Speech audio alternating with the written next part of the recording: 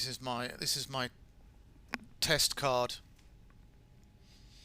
It's a test card. It's a test card in motion, without a countdown, and apart from that, the fact that I'm actually here. So we can just sort of pretend that it's a test card for now. This is going to be an interesting, kind of slightly different stream, in as much as we're going to be doing probably three dungeons in this one, because we're finishing off the last one that we did on Sunday, when we left our character here, where you see, and also we've got another one to do after this, but I was looking at the description for the one after this, and it's a tiny location. It's like, he says it's like 15 minutes of play.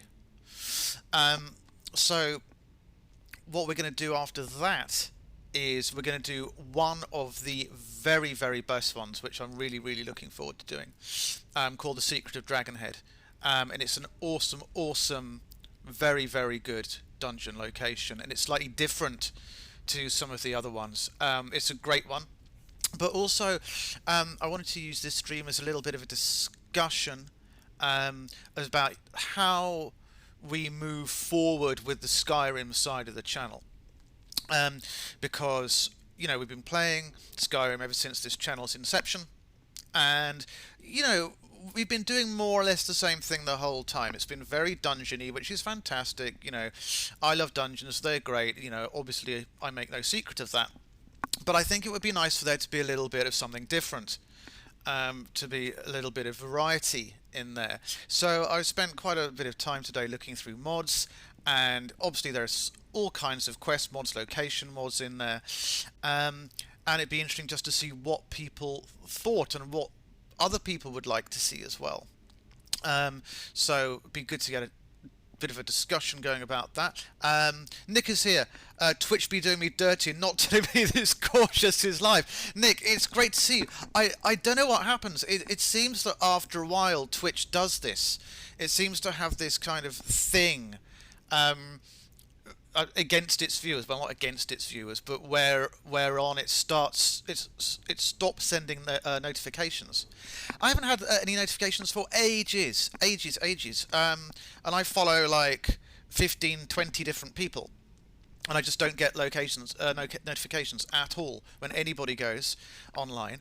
And I've looked at my settings, and they're all enabled, but nothing's there. I get notifications on my phone for when somebody's gone online, but I don't get any email notifications, and I used to get email notifications about when people go online. But I'm glad that you're here. Was this a phone thingy? Was it a phone notification you got? I got John's go live lol. I might have to look into it. Yeah. Well, I don't know. No, I mean, I checked out the followed channels to my left-hand side under Miss Positivity, so to speak, and he was there. But he's now gone, so I don't know, maybe he hit stream by mistake. I'm not sure what's going on there. Or maybe he's going to come back later and do an unexpected Minecraft flurry. April Gloria is also live playing Dragon Age. Good for her. So yeah. So the idea is, it would be good if we could have like a little bit of a chat with regards to what people might like to see going forward, with regards to mods, and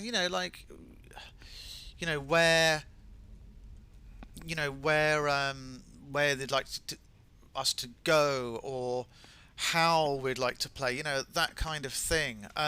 Just anything. It doesn't matter. It can be as vanilla, or it can be as kind of, risque within Twitch guidelines as you want, or not. Could be anything. Doesn't really matter. Gory, fine. Horror, yes. As long as I look at it and think, I think this is going to work. That's cool. So this is where we were on Sunday, and I think pretty much this is at the end of the dungeon. The look is that we are pretty much at the end of it. And I think this is going to be a nice high-rated one. But yeah, Nick, how are you? Tell me how you're doing and how your day's going, how your working day's going. I know it can always be a little bit tricky to chat when you're at work. I mean, I certainly try to manage it when I can. But it depends what kind of working place you're in, and some people have the luxury of being able to, you know, work and talk simultaneously, whereas I get like pockets whereby nothing happens and then lots of things happen and I have to kind of disappear. But I think that's quite normal. And this is Earl Grey and it's like way too strong. So we're just going to go down the sides, just see if we've missed anything. I don't think we've missed anything down here.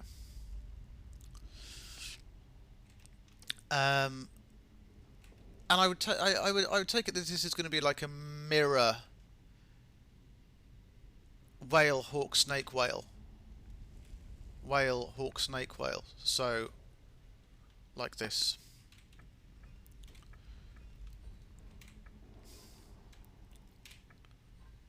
What I don't understand is why that one moves.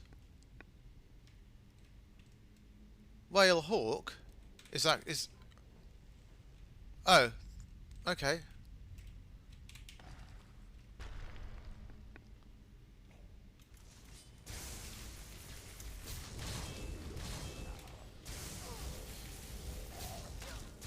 Slightly confused as to what's going on here.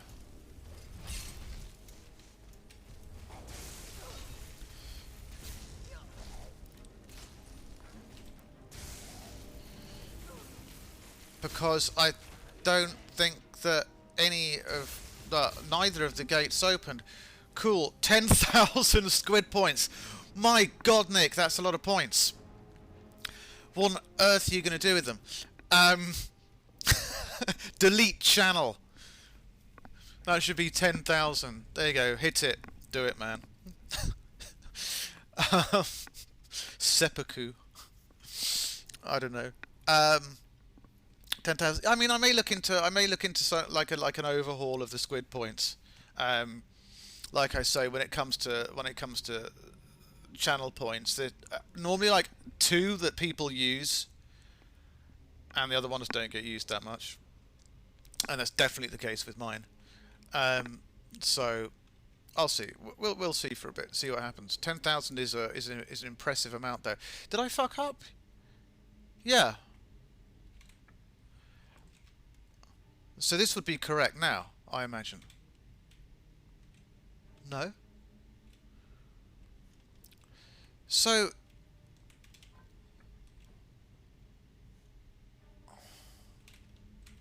I think that when you change one, it changes another or something? If we turn this round into whale... Snake, hawk, whale, right? Okay. Okay. I was worried that I was going a bit mad then. That would be a really big anticlimax if that was just like the end of it. That you just had to you just had to solve a puzzle and nothing else happened after that. Well, I'm hoping for some kind of proper boss here, and I think we're going to get it. I think we are.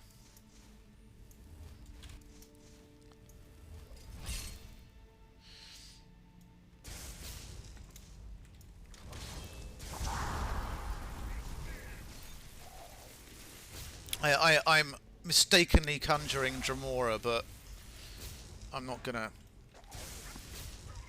It's not that impressive against higher level enemies.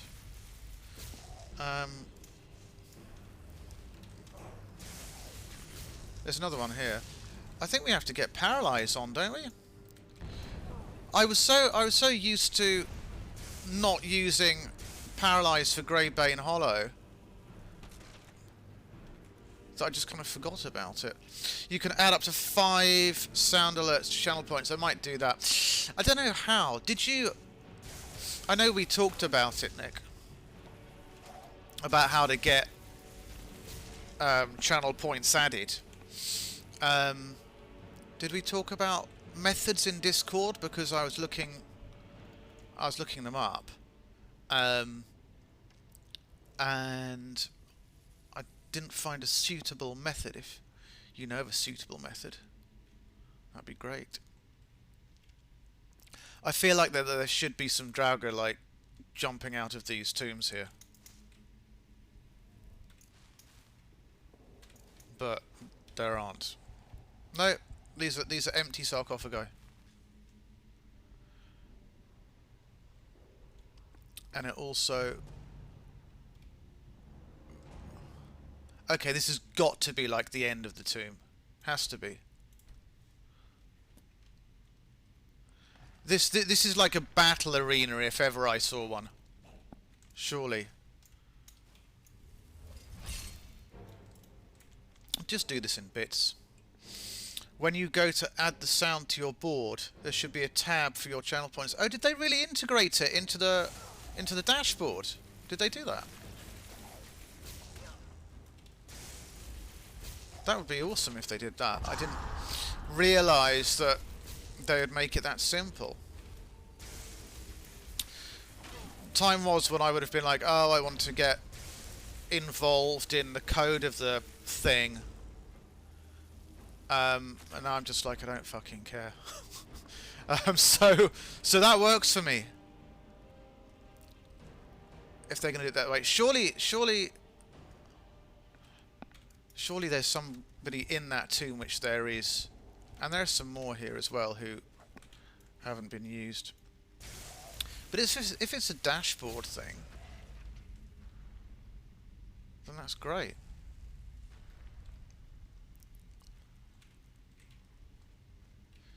These Draugr here are not particularly hard.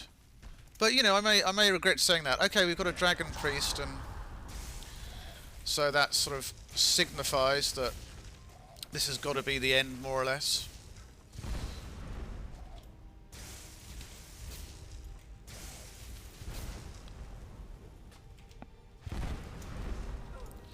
The dragon priests are just like... I wish the dragon priests provided something of a challenge beyond like level 40. Lord Augment. Oh well, this has got to be him. Oh, has he got a Storm Atronach? Is that his problem? Is that his special trick? I think it is. Really, I think that using fire magic may be better. But the Storm Atronach is just a distraction, though. That's all it is.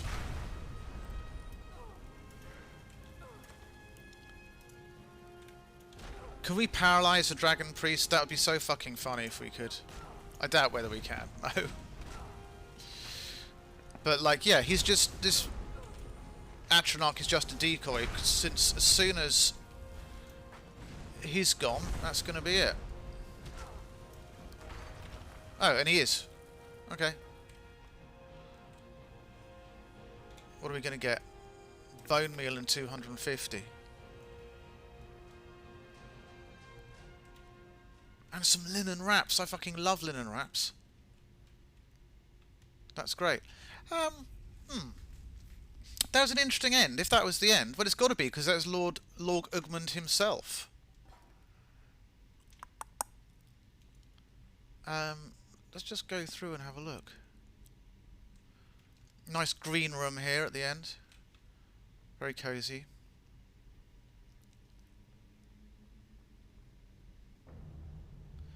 And that sound hints... Oh, nice, beautiful boss chest placement. Glass shield of shock suppression. And Staff of Frostbite, which we don't really need.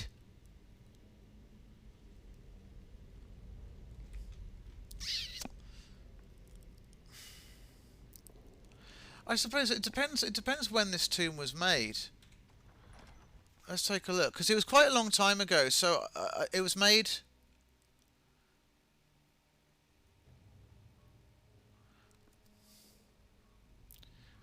Actually, it wasn't made that long ago. It was 2020.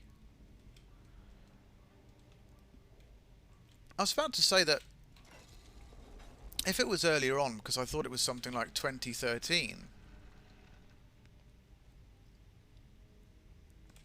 that I'd forgive him, so to speak, for putting a dragon priest in the end, which is kind of not particularly challenging if you're higher leveled. But it also depends on, you know, what level he wanted people, or he was expecting people who were there to play it.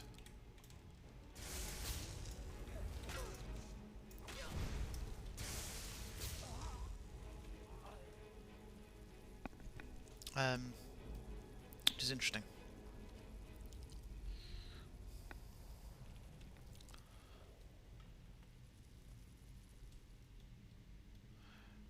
This takes us outside?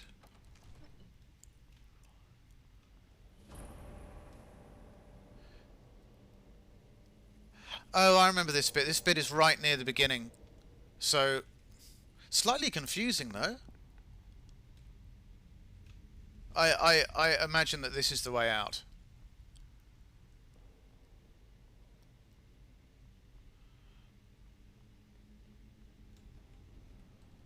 And that there's not much more to it than that.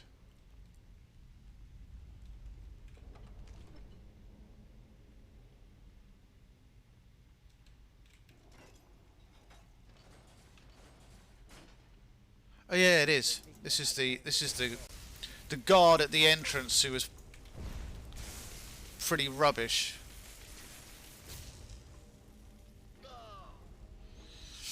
Not particularly difficult. So that was. There's another little section down there, but that just went in again, and I don't know if I want to actually check it out again. I think we're pretty much done. I think we are. So that's fine.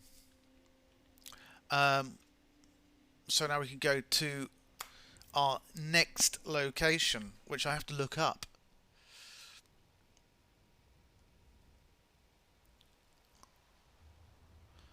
Oh, 2020. Okay, 2020 was the move over to the special edition. So that makes sense. That makes sense because I thought it was 2013, so that makes sense. Because back then a dragon priest would have been probably more daunting, I would imagine. Probably more daunting. Where are we going for the next one? Engelmann's Rest, which is the last one of from this modder, and it's going to be short. He said it's only 15 minutes. Helgen is here. I don't know if it comes up or do we have to discover it. It's kind of around.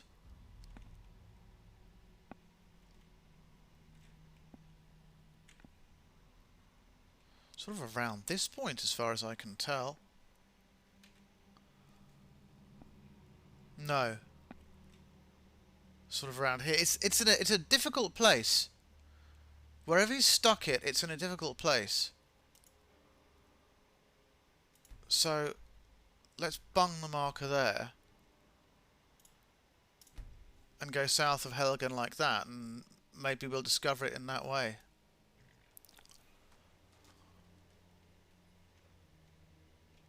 That's probably it. I would hope so, but it may be if this is the thing. Whenever you stick locations like deep in the mountains, like how the fuck do you end up getting there?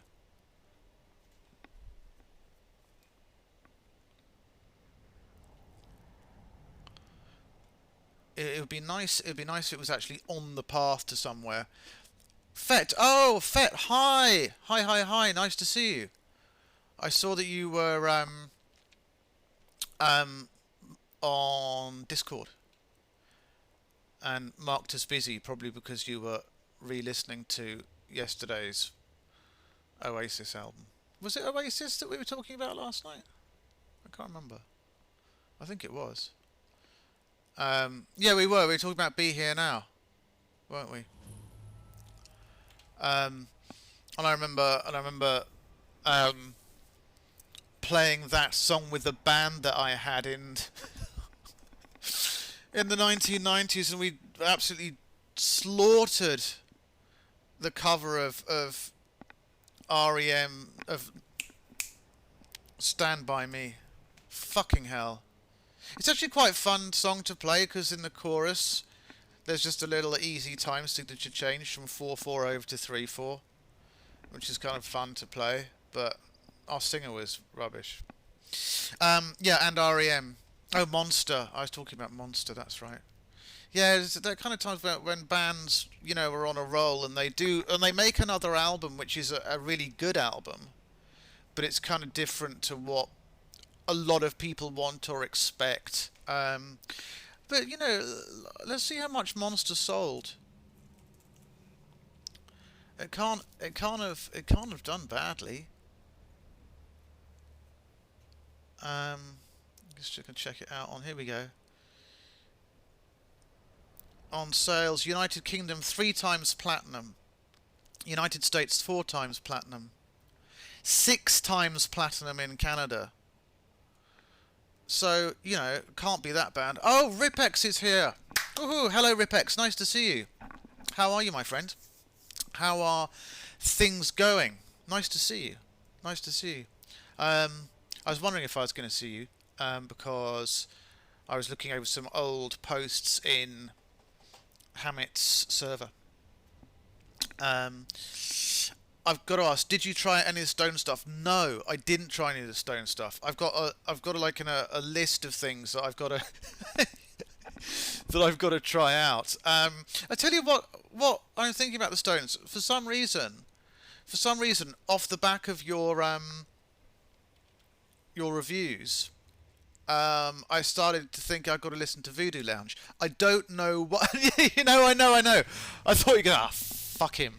Fucking Lysander, Jesus Christ. I thought, you know, I don't know why I thought I'd try out Voodoo Lounge. I don't know why I thought I'd try that out.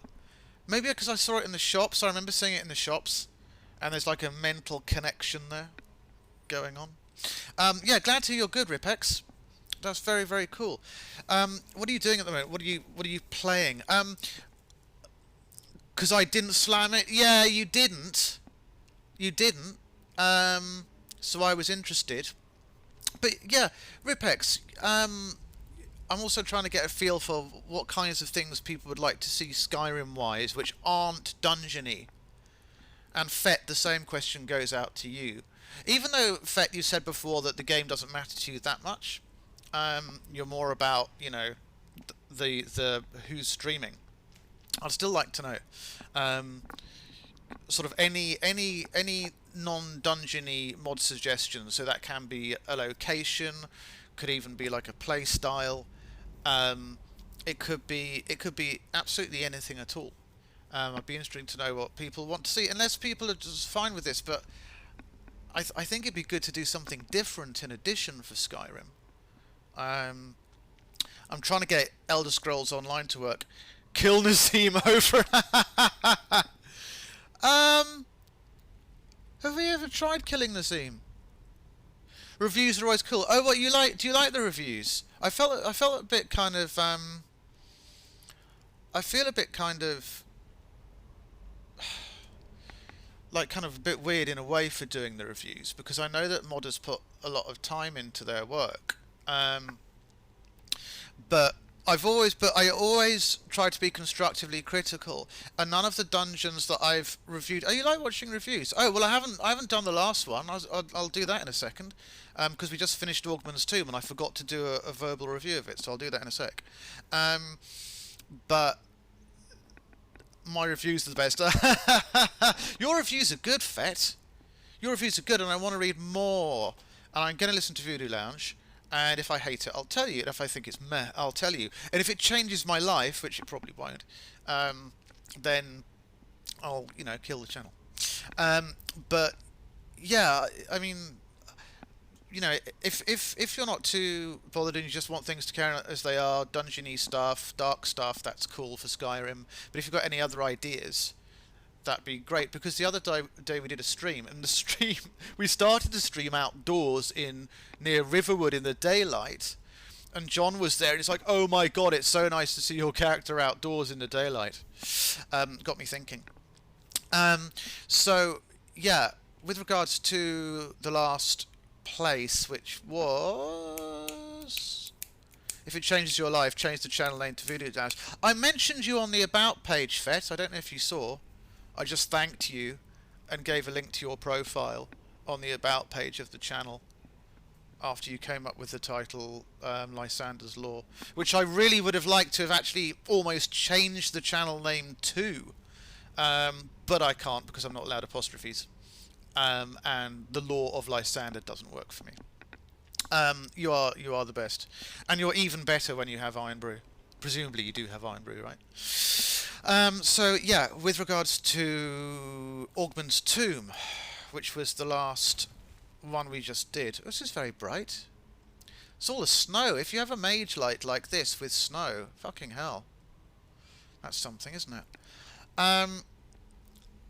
Good, you do have Iron Brew. Pleased. I saw a guy do a playthrough, and during the adventure he'd talk about his armor and weapons and stuff, which were mods that were out at the time. Yeah, I mean, what I've been doing, Ripex, is I've been kind of doing the review of the dungeon after I do the dungeon. But sometimes I'll talk about it during it. In fact, I did that with the last two, with Augman's Tomb and Windcaller's Pass.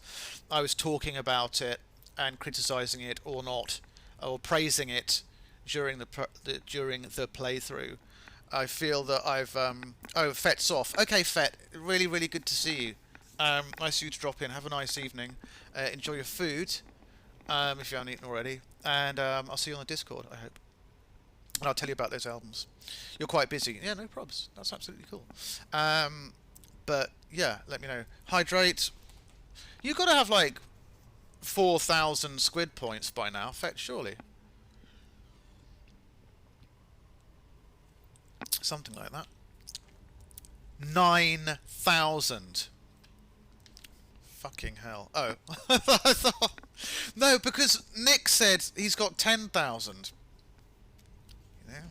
I don't know what he's going to do with that. Fuck knows. 200. 200. Do they not move quickly enough? I don't know if I need to make the rewards. I use that in the loosest sense of the word. Rewards lower. But yeah, Ripex. That's what I was doing. I was critiquing or praising the dungeons, and I think that I've played enough dungeons now to be able to give a experienced critique of them, and a relatively knowledgeable critique. I've got a good style. Oh, that's nice. That's very kind of you. I have historically been crushingly cruel about certain musical albums, but I wouldn't do that to any of these mods. Not unless something was dreadful. If something was dreadful, then I'll say so.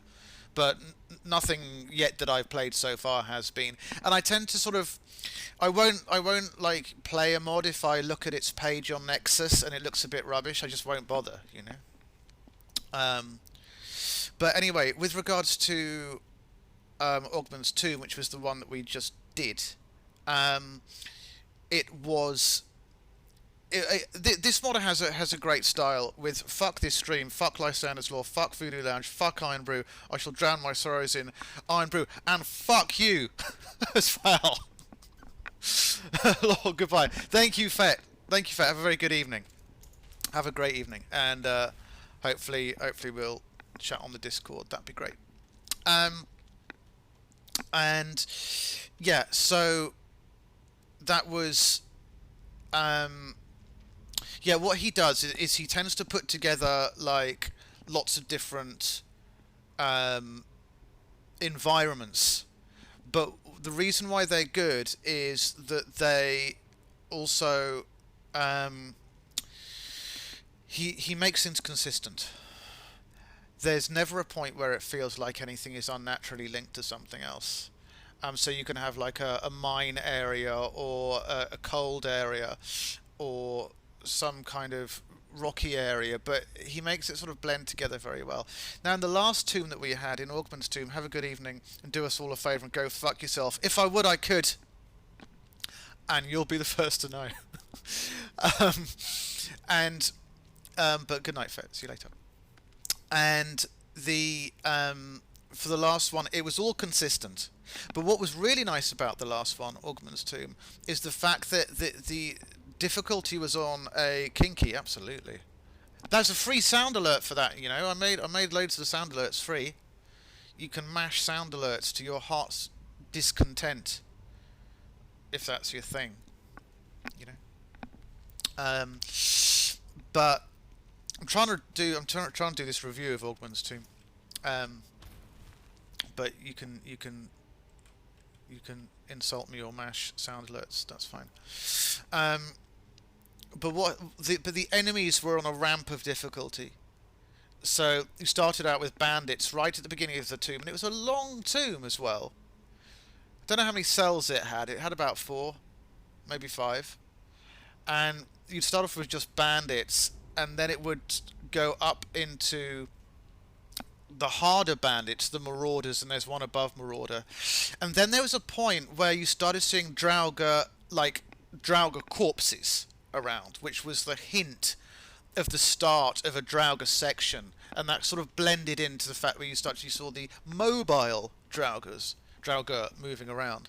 And they started from lower down, and they ended up being like Death Lords and Overlords the further you got into the tomb.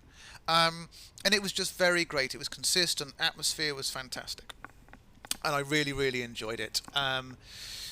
It ended with a Dragon Priest, which these days, and because I'm largely used to Hammett's hard dungeons, it's not really that challenging as a boss. But I think that contextually we have to kind of forgive it, because this is an old dungeon now. It was released in 2013. So I think that back then, I think a Dragon Priest would have been probably sufficiently acceptable as a hard boss. So I think that's okay. In spite of that, I was a little bit underwhelmed by the ending. I know it was 2013, but I still felt it could have been a little bit harder at the end.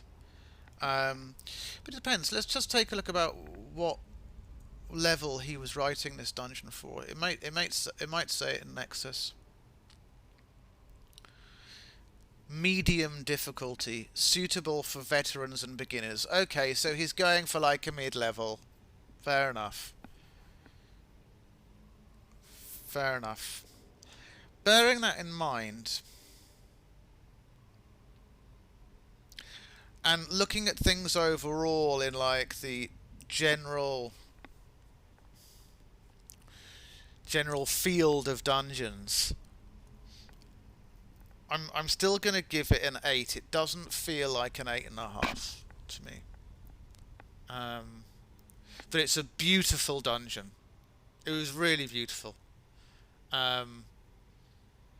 So just because I was a little bit underwhelmed at the end,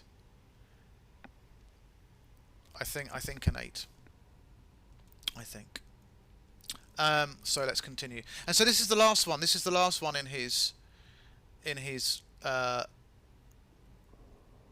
canon. Engelmann's Rest. Small canon though it is. So let's go. But this is a small dungeon, and like even a small dungeon can be great if you if the atmosphere is good. And that's the thing I like about this guy. And I think Hammett would like him as well. Because even though visually his dungeons aren't as dark as Hammett's, his atmosphere is really good. Torn page 1. Stranger, I don't know your name, I've been expecting you. Don't ask anything and don't doubt my words. I may have a body of a beast, but I can still think and write like a man. Okay. It's an intriguing beginning. Oh, was that a rune? I think we stepped over a rune. And there is a unexpected cabbage on the floor. That's just great. 2 cabbages.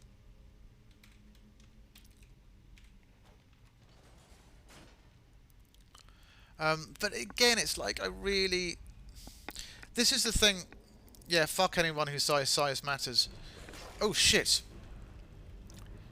Size doesn't matter. It's what you do with it that counts. That's what I keep being told when after a failed sex session when I'm crying in bed. No, I'm joking. That's not true. I'll never have sex. But one of the things about this guy is that, like, you know, the feeling is so good. Just come into these dungeons and there's such a good feeling to them. It makes everything, I don't know, it just seems so natural. Woohoo, that was cool. Page 2. Many winters ago, when I was still a man, I came across this crypt, and since then it became my camp, my home, my castle, a castle that I hoped would be my resting place one day. But the sisters had other plans. Oh yes? And this is interesting. We've got a door up ahead, and we've got this large, wide open area here. Which makes me think, you know, which one do we go down? But that's fine.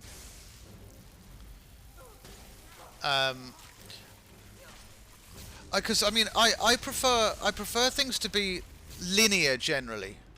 I think I've worked that out, or I think I've been honest with myself anyway about the fact that I like things to be linear.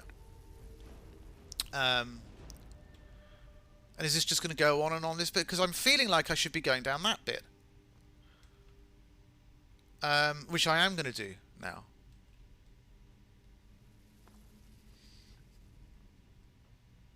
But we've got two choices of door areas, so let's just have a look.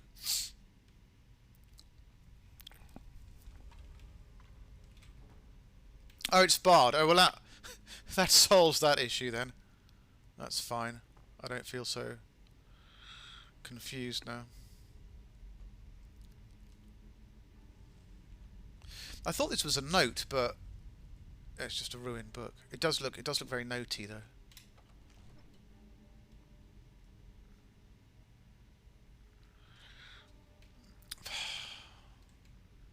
I get the feeling in this dungeon like I do when I watch a really good film. And it's a similar feeling I get with Hammett's dungeons. It's just, I keep saying it every time I play this guy's stuff. It's like it just feels so good. He's just done a great job of setting the atmosphere. On my last day, the sisters came prepared, and I should have seen it coming. I who had slain so many of their kin. As I was on my deathbed, arms reaching for Sovngarde, the necromancer fangs appeared. Their magic turned my body, enslaving me within their dark realm. However, they never realized that somehow within these walls my soul remained free, roaming, lurking, waiting for someone like you, someone to crush the dark fangs and help me reclaim my soul. Okay, so presumably we're going to help this guy. Actually, before we open that one, let's go down here. I hope this is a little cupboard rather than like an open wide area or something. Oh, it's cozy. It's a little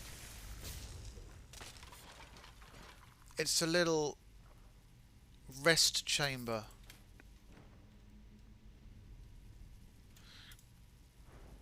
Sin is just not leveling up at all. It's hardly surprising if Conjuration, Restoration and Alteration are all at 100. I mean, but that's good. I'm kind of happy that she's not leveling up, because it means that after I review all the dungeons, I can just remove them from the load order, you know? And I don't feel that I will have lost much.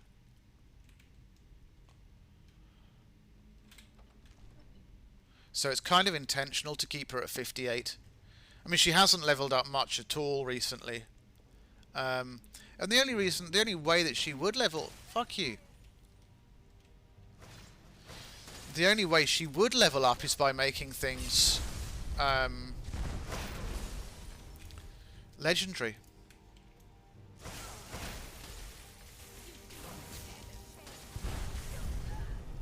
To think that mages used to cause such a problem.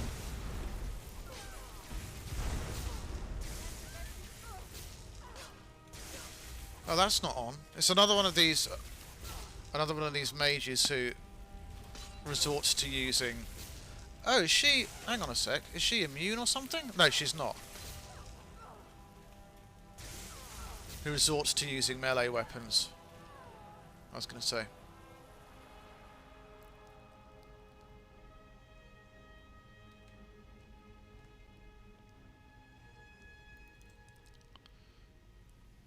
I don't know. There's a question to you, Ripex, or anyone else, about followers. Does it make any difference to a stream that you're watching if followers are being used or not, or don't you care? I'm personally a non-follower type. That was just beautiful. Just great.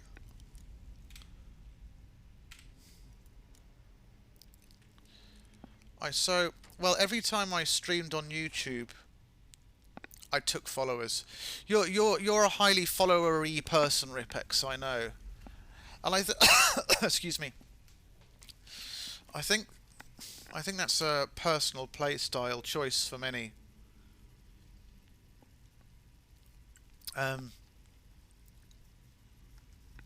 Some people almost play with followers by default, almost. I know two girls who stream Skyrim, and I don't think I've ever seen them without followers. And they both use Serana as well. They both use Serana.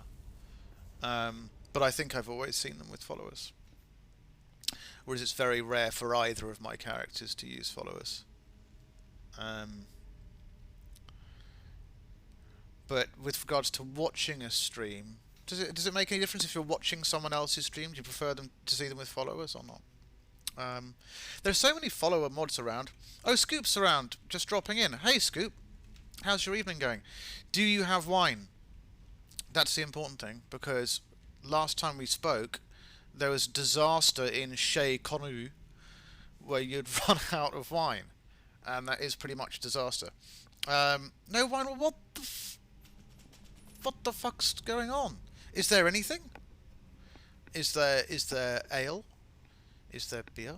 Because you've got a lot of awesome beer shops over there, I know. Kerosene, Castrol GTX, Windex, antifreeze, Zippo fluid. I may need to go to work. Oh, I see you on call. You on call tonight?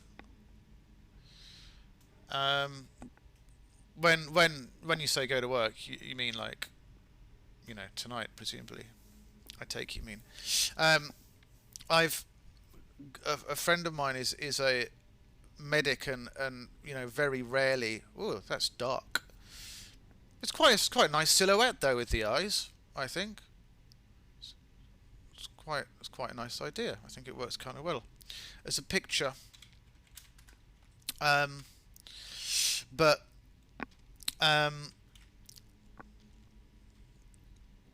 Yeah, he's a medic, this guy, and he very, very rarely he's on call and we go out. But one night it was like, just have like just have a drink. I don't think I don't think it was me peer pressuring him or anything, but it was like, and he's like, yeah, it's okay, nothing will happen, nothing will happen. Of course, you can guess what happened. He started drinking beer, and then the phone went, and he had to go into the hospital.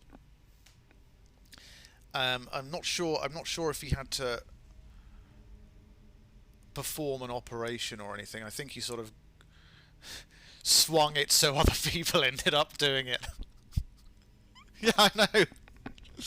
Yeah, he just sort of swung it so other people ended up doing it, and it sort of worked in the end. But yeah, so I take it you're working tonight, which is a pain. But it's remote work generally, though, isn't it? Or is there a chance you might have to go in at this time? Are you secretly playing clear up after somehow playing clear up after Zuckerberg's massive fuck up of yesterday? I'd love to know your thoughts on what that possibly could have been. Do you think it was just like somebody just made a stupid mistake? Because presumably, for something that big to happen, there would have been several lines of authority that something went down in order for somebody to make a decision which led to the entire Zuckerberg empire going down. I'm only on calls as emergency manager, but yeah, can't do that work remotely. Makes sense. Okay, alright, well. Okay. And how long are you on call for? It's got to be like nearly 9 o'clock over there. Is it 10 o'clock? Fuck me, how can I not remember the time difference? Not sure. Hackatees. On call this week 24/7. Bloody hell. That's impressive. Yeah. 24/7. 24/7? 24/7? What's going down there if you're on call 24/7? Really? That's... I hope you're getting paid enough. Hackatees. So Ripex, you think it was a hack? You think it was a hack? Do you? We are a 24/7 operation. Well, I suppose, but it's not just you who's on call. Surely there's got to be like other people. So this is a regular thing. This on-call thing is a regular thing. Okay, I see. But yeah, so Ripex thinks it was a hack. God, I don't know. Like what? You think it was a DDoS or something? Don't know. Oh, I mean, whatever it was, Facebook were awfully guarded about it. Awfully guarded about it. And I don't think we'll ever really know what actually happened. I don't think we'll ever actually find out the truth of what happened. To get ready for a bigger threat. Well, you think this is just the start? You think something else is going to happen?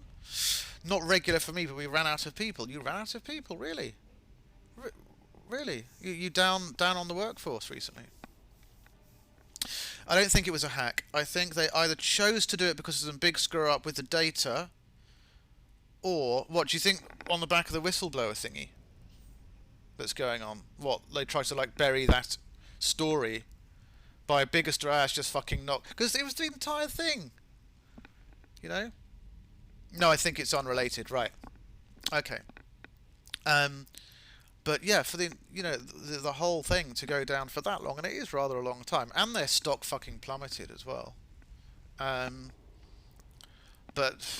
I don't know how much they care about that. You know, their stock is going down currently. I mean, it's the worst it's been for Let me just take a look. I'm interested to see Facebook stock.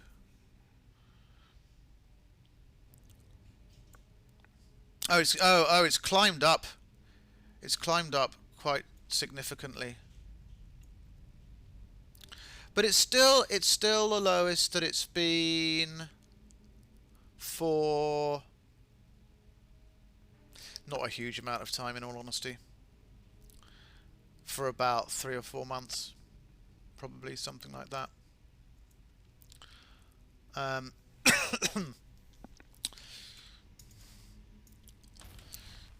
It may. She's going around in circles. It may be that they have some config management software that manages all their stuff, and perhaps they rolled out something that screwed them, and they had to shut it down to recover. Config management that manages all their stuff.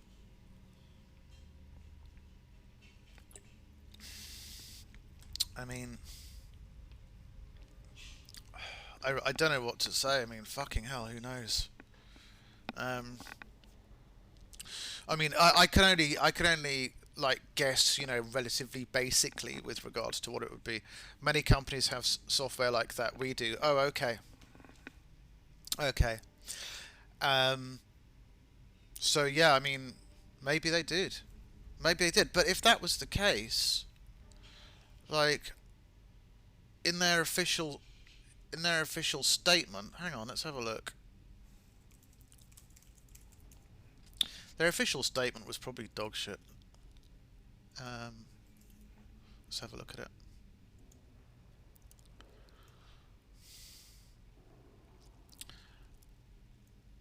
Because they gave some Mickey Mouse statement this morning. Here we go. They start by talking about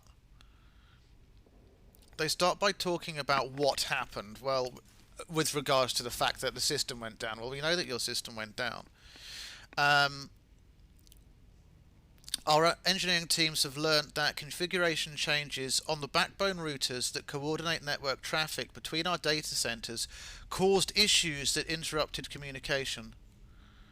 And this had a cascading effect on the way our data centers communicate. That's all they said. Configuration changes on the backbone routers caused issues. Configuration changes. So, that's it.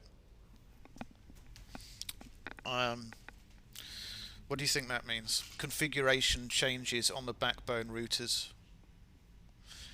I don't know. Seems pretty nebulous to me, but maybe that means something more to you. I'm not sure.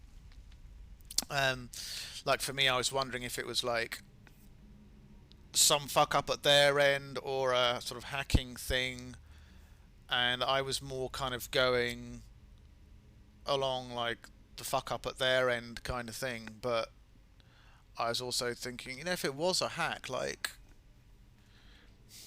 it's pretty impressive if it was a hack. But I don't know. All the people that I know who know stuff about computing, yourself included, have said that they did something and somebody screwed up somewhere, basically, internally.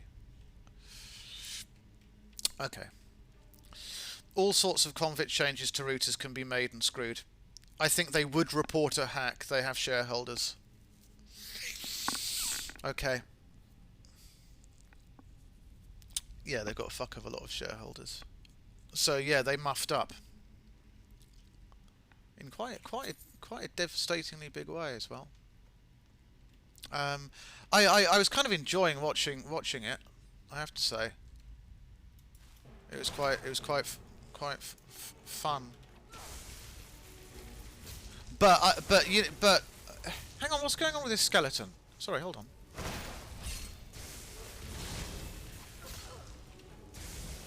These skeletons are uncharacteristically high-leveled. Okay, that's better.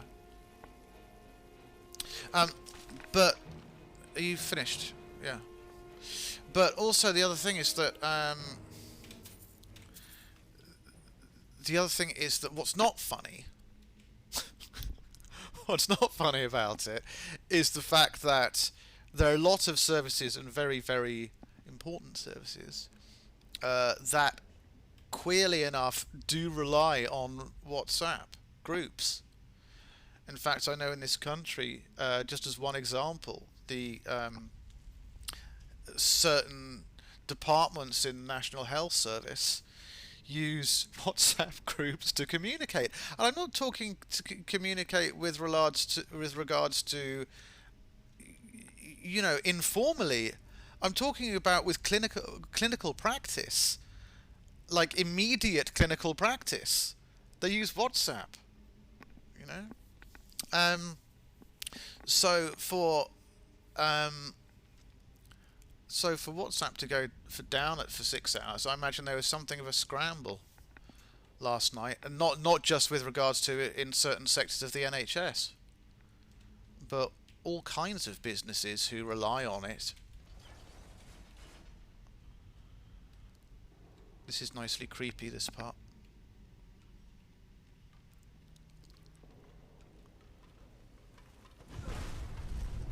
Okay, this is very nicely done. That was very nice to have all the skeletons there and then have them reanimate Syndra. Syndra is the Hagraven, right?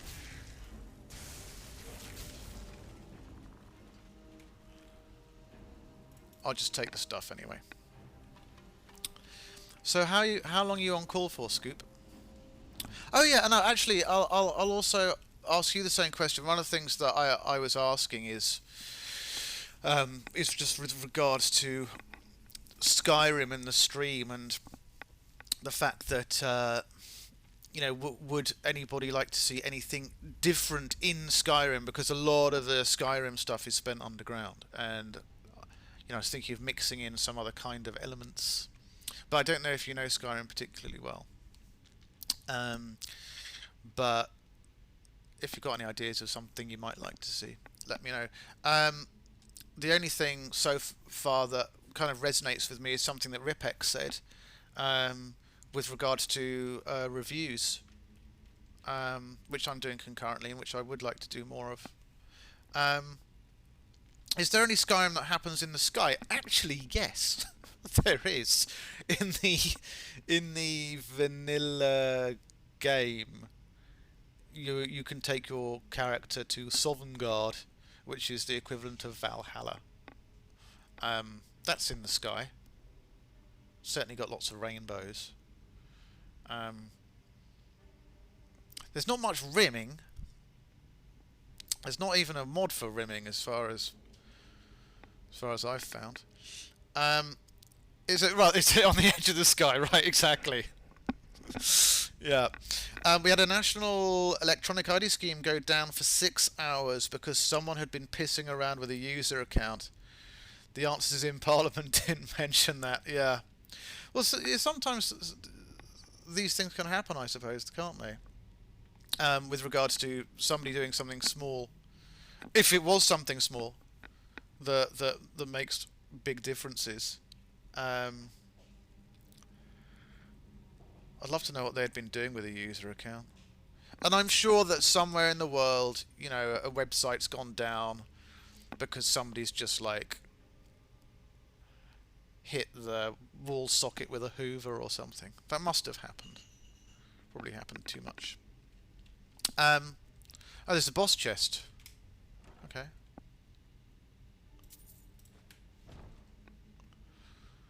Oh, I think this was it. I think that was it. No, it's not. Okay. I shut down a national chain of shops once with my knee. Was this intentional?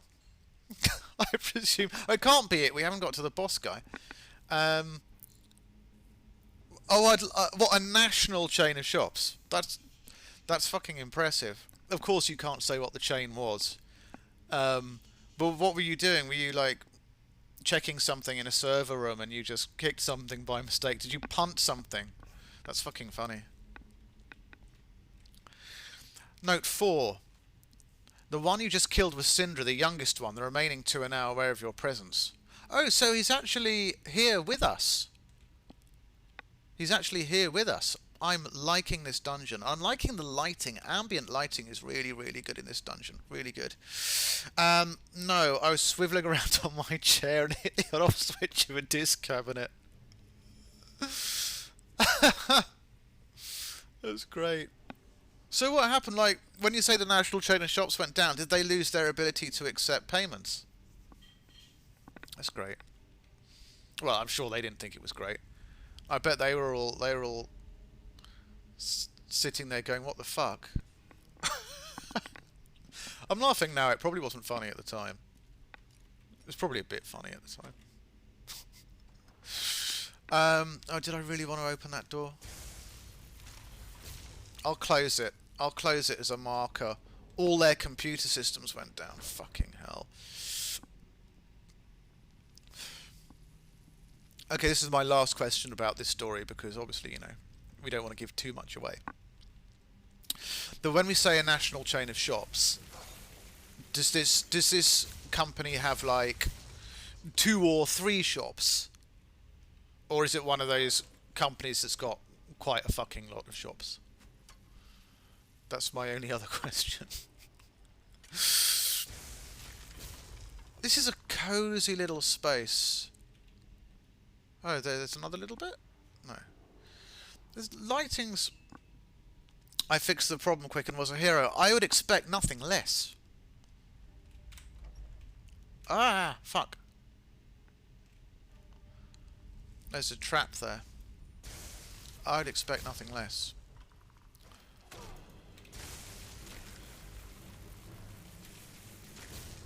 Can we... I only had to turn the disc cabinet back on. Oh, right, okay. So how long were their computer systems down for? Oh, this is beautiful.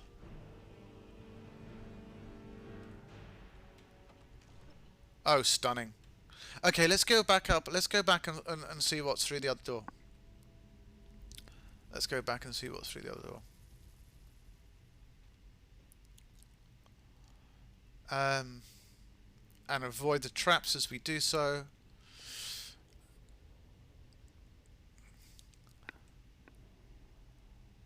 I know you've got a lot on creatively at the moment, Scoop.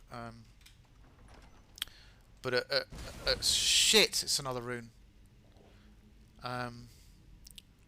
But down about a minute and a half. That was enough to jam the help desk switchboard. Of course it was. Absolutely. Charred skeever hide. Well, this is cool. This bit really like. I think that's what I like so much about this guy's mods. I've just worked out what it is. It's the lighting. I really like his lighting.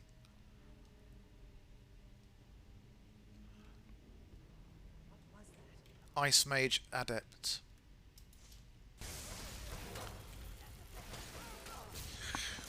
Internet's a pretty cool thing. Excuse me. And, you know, evolution of digital technology. It's kind of funny to think about, you know, playing older games. It's one thing to think about playing older games locally. But playing the multiplayer internationally, I don't know what I think is cooler, like playing multiplayer games internationally, or like live streaming a game. I think live streaming a game is really cool, and people being able to interact with you in real time. I don't know. I just think it's like an awesome thing. That people, I think more to do with the fact that the optic, if I can use that word, not sure what you think about that use of that word, technology exists to do that, but the fact that people have machines that are powerful enough to encode games and so they're streamable in their homes, I think is just an awesome thing. I think it's really cool.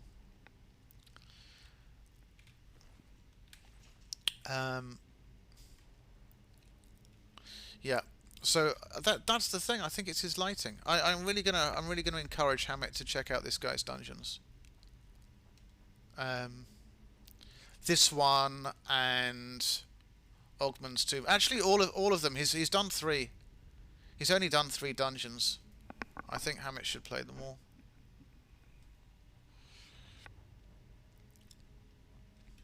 Is there another note somewhere? Ripex, what do you think about this guy's stuff so far? Do you like what you see so far, or do you find it pretty underwhelming? I mean, it's certainly lore friendly, and it's certainly, you know, vanilla.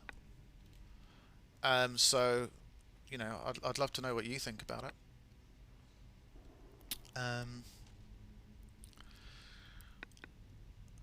Because this is, I almost want to give this a little bit more than an 8. I mean, all of his dungeons are going to get at least an 8, and I'm kind of really, I want to give one of them more. I want to give one of them an 8.5, and the reason why I didn't give the last one an 8.5 just because I was underwhelmed at the end. The Dragon Priest boss was like, didn't do it for me. That's the thing. I think nowadays you have to, like, if you want to not impress the player necessarily, but sufficiently challenge the player, which can be a very similar thing, then the thing to do is to create a custom boss. Mindra. This has more of a, he's upped his lore game with this one.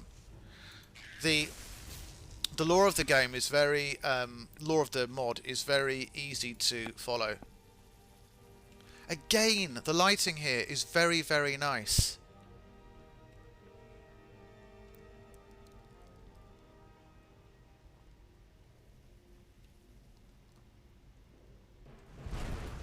And Dandra. Oh, is this the final one?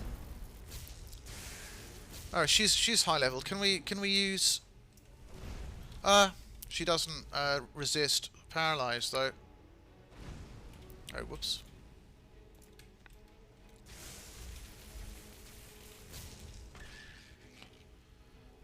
That was a great noise. Dandra's key.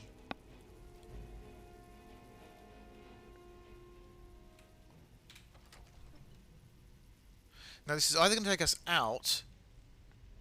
Again, once again, lighting is fantastic. It's got this kind of grey-blue light.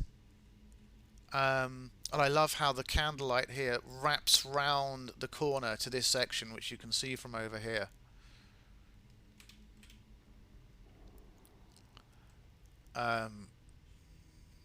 There's another rune. Let's step on it anyway. Torn page 5. Thanks. The sisters made me do terrible things to our kind stranger. Now with them gone, you'll be able to defeat my beast form. This is interesting. It's kind of creepy and nice in the same way that this guy has been going around writing notes simultaneously. Should we save? Presumably we should save.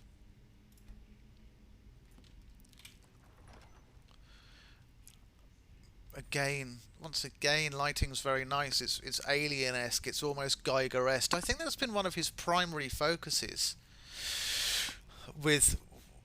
It's like he's really found himself, and this is like, this dungeon is almost like an illustration in some kind. It's illustrative somehow. It's like the kind of thing that you'd find in an older fantasy book. And I think that has been the theme here, visually.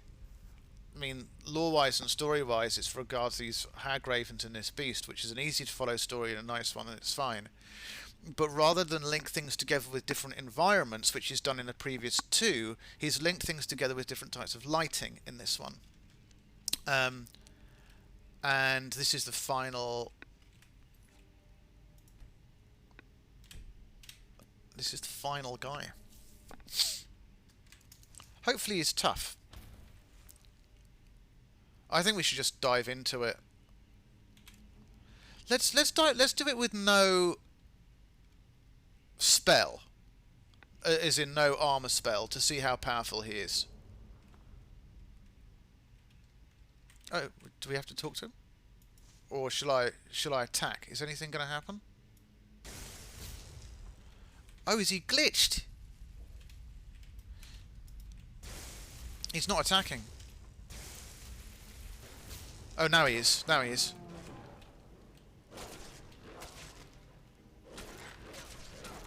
I'm just letting him swing to see how much damage he does.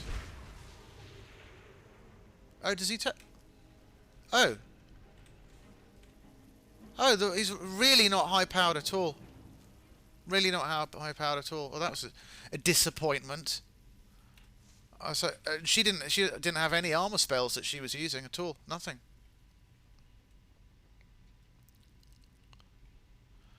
I'm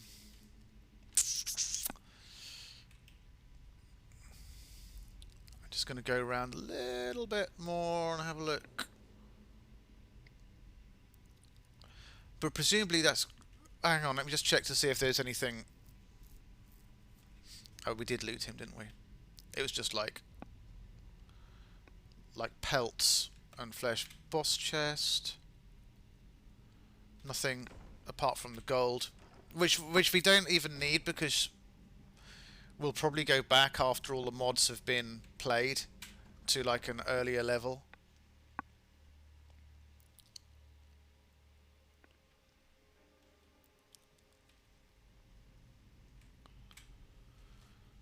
By the time you read these words, I'll be on my way to Sovngarde. You did what honor demanded. My only regret is that I never had the chance to ask for your name. Engelmann, witch hunter, once a shield brother of the companions.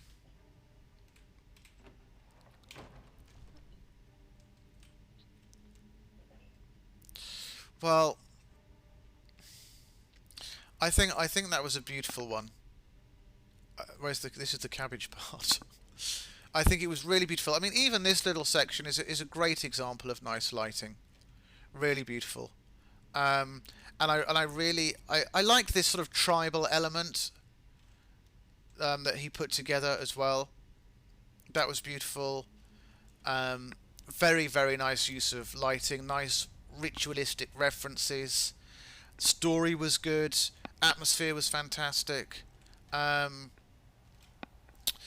The only criticism, again, is probably not that much of a fair criticism if we see that the dungeon was released again in 2013. But I'm still going to come at it from a 2013 perspective.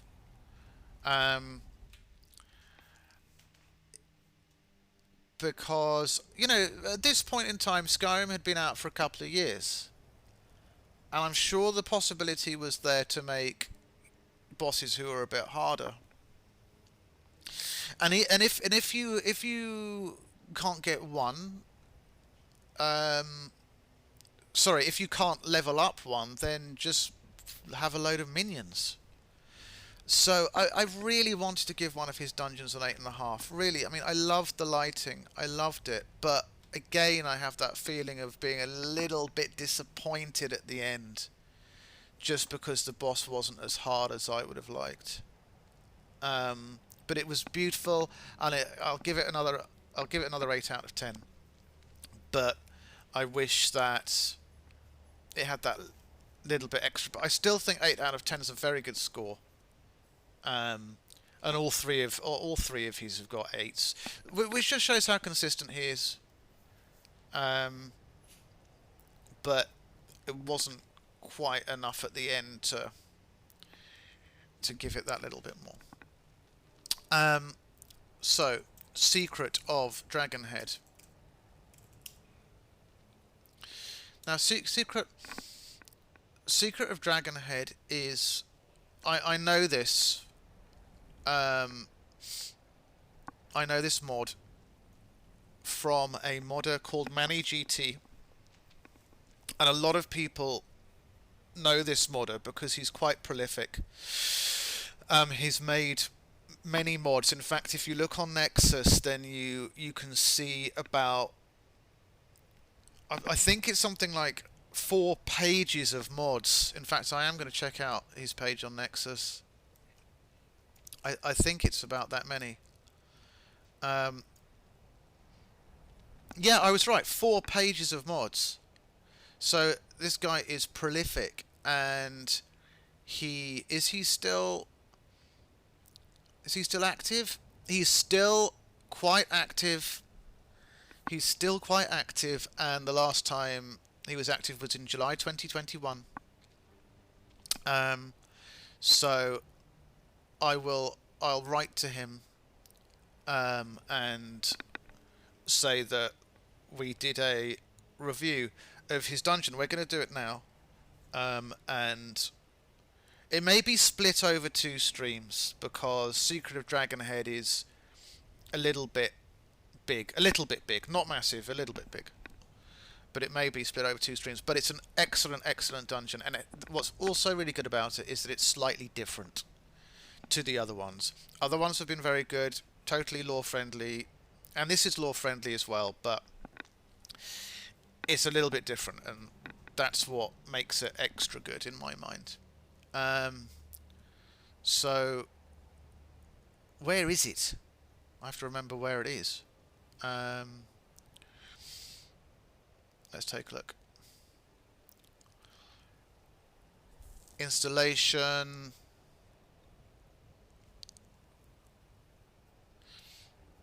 Make a clean save game. Yeah, well, we've got plenty of those. Yes. Consideration, credits. Well, how do we start, Manny? I'll just look at the images. There's probably a map there somewhere.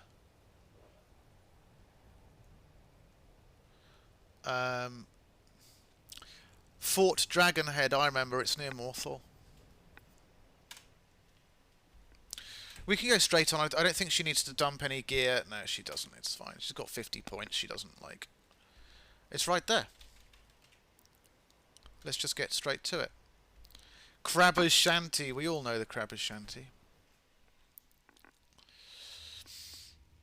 Got to drop out, matey. Catch you later. Scoop, it's been really good to see you. Have a good night. Good luck with everything. Let me know when you're not on call. So that we can talk about Guinness and stuff. Or have Guinness. Be great. But yeah, hopefully see you soon. Have a good night. Good luck with the rest of the work. Fort Dragonhead is just here. I mean, I know what... See ya. Ta-ta. See you later. I haven't said ta-ta to anyone for years. I don't know where that came from. But I get what John was saying. It's nice to be outside. It is nice to be outside. We don't spend that long outside, but we're not going to be outside for long because it's just up here.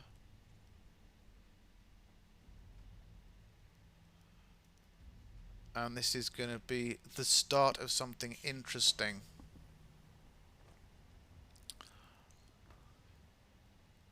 As long as we can sort of work out how to get in. This is very deceptive. Because it's just some mini little fort. Oh, that's for the route we go. Oh, is she going to be attacked by Dawn Guard or some shit? Or is this just going to be... Okay. Or is that going to be too... Okay, doesn't matter. So it's deceptive because we have this little fort entranceway and it looks like it's going to be nothing comment-worthy at all. But... You'll see. And also, what do we think of the location? Does the location really matter?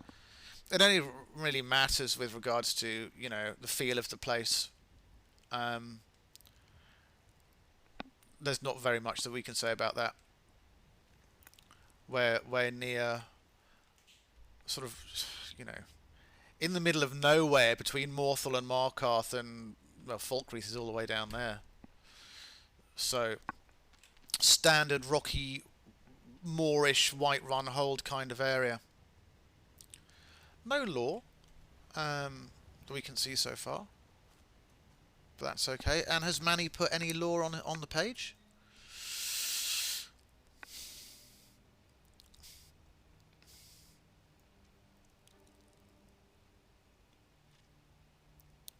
I don't think he has. No.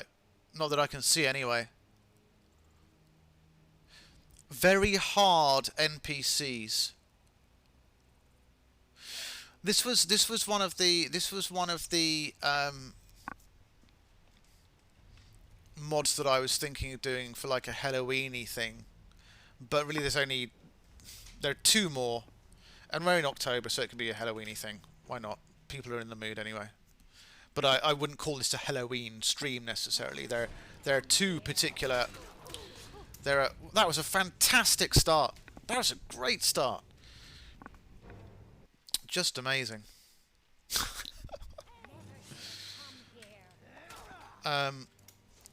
Give her a second to prepare, for fuck's sake. That was great.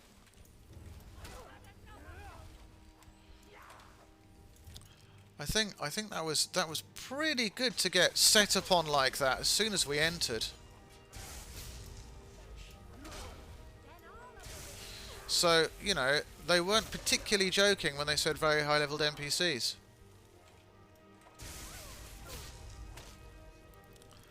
Going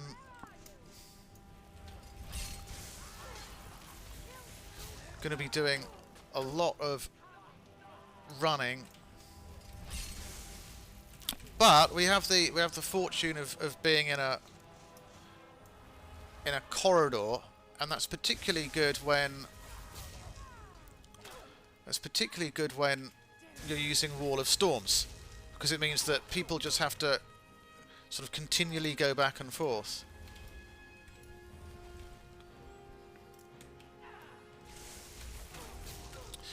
But these Forsworn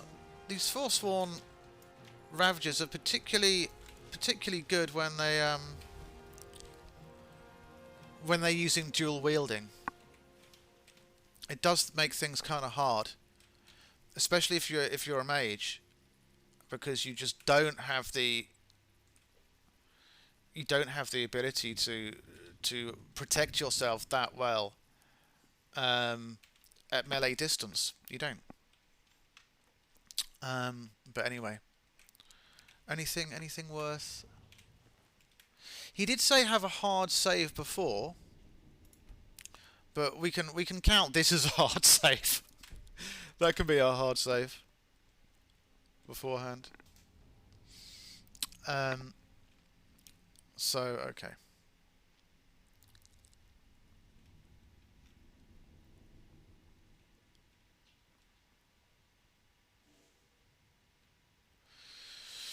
But the mod is, you know, entitled Secret of Dragonhead, so it's something secret about the fort.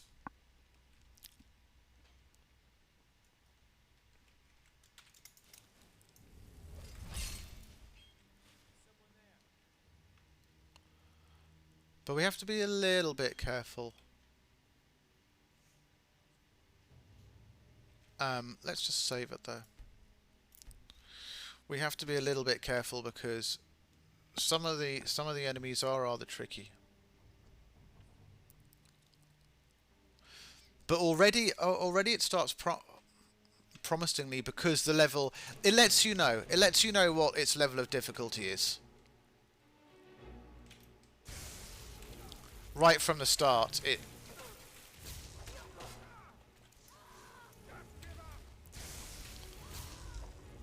So let's just spray some on the ground here, which is a kind of, you know, nice little bit of level design to give you the opportunity to kind of roast them there.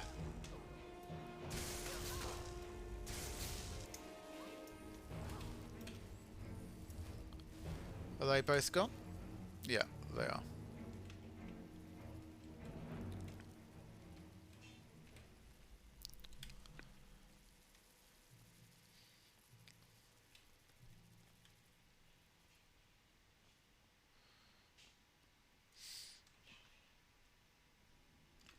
But you know, talking about lighting as we were, it's very very much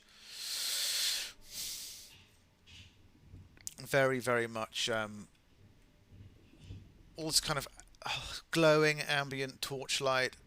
It feels, and it's going to feel, more kind of classical, and it will become clear what I mean. At the moment, it's got this kind of dark medieval feeling to it.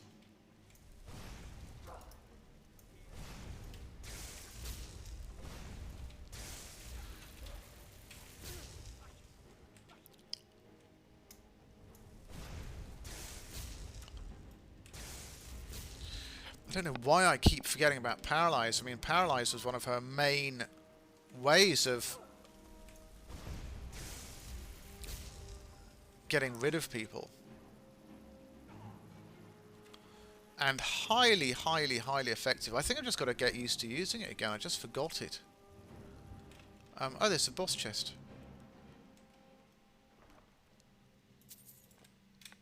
I'm just taking those out of habit. They're hardly needed.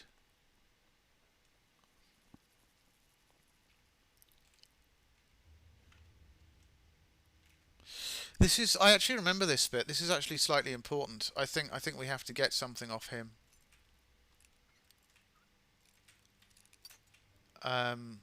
Like some kind of key or something in order to continue.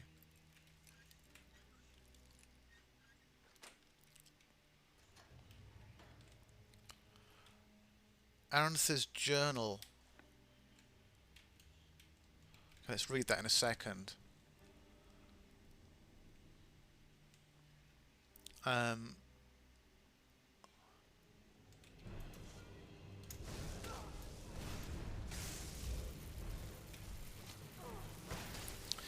Yeah, this the paralyze tactic is so bloody effective.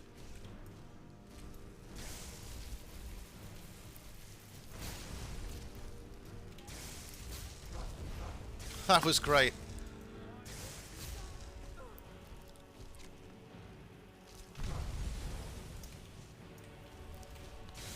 I'm slightly pissed at the fact that there are Atronachs in the way, because they're really nothing but kind of an irritant.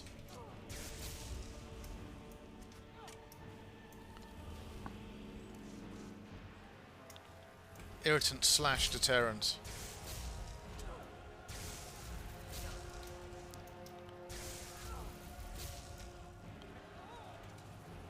Is that all of them? I think that's all of them.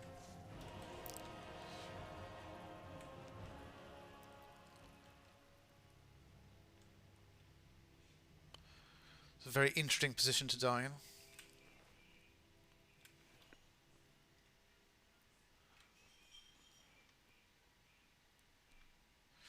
in. Yeah, great lighting, great atmosphere. I mean, obviously the guy knows what he's doing, very much so. And when something it's another nice kind of tactic to generate suspense and atmosphere is when things go down, when you're going further downwards, especially underground into somewhere.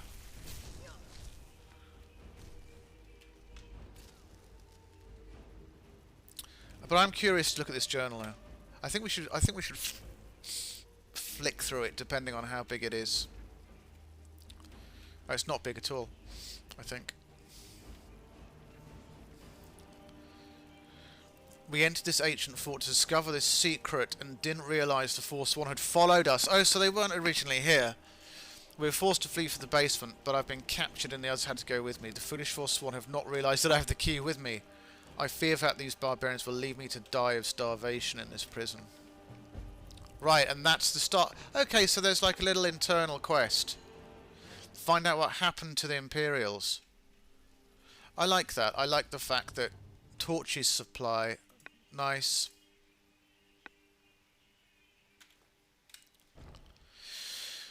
Okay.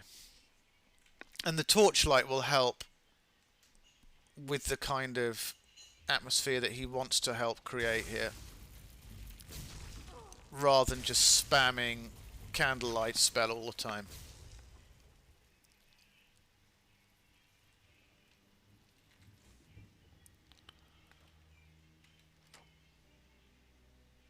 That was the key.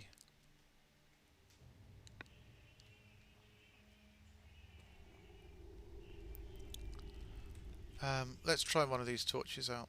Got 18, which is quite a lot for now. Really, what I found is that even in like big dungeons, fuck me. Even in big dungeons, like 6 torches is enough. 5, 6 torches is enough.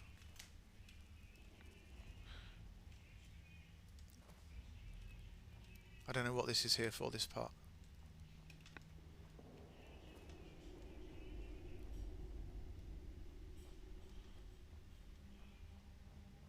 Woohoo.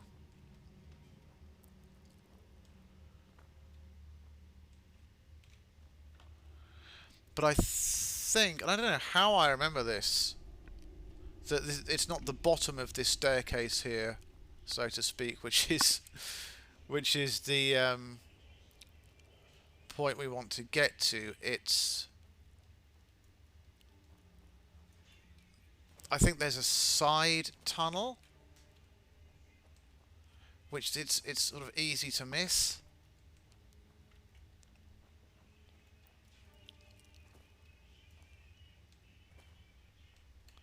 As far as I recall. Yeah, there we go. I'm right. I don't know how the fuck I remembered that.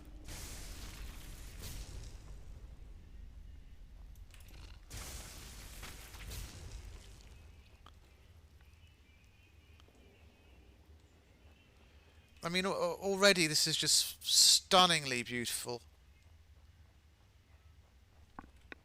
Really very, very highly atmospheric. And I presume we don't want to be dropping down there too much.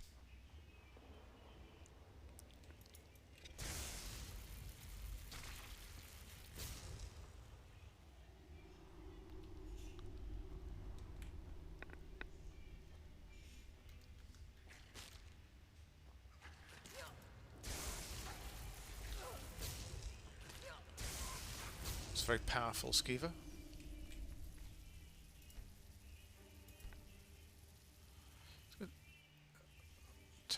We're just for ambience sake, we're gonna just turn down the effects a little bit.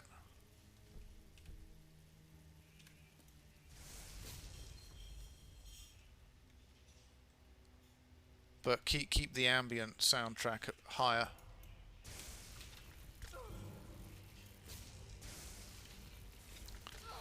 Too many fucking frostbite spiders, but we've okay, let's just remember that the lantern is there as a point of reference.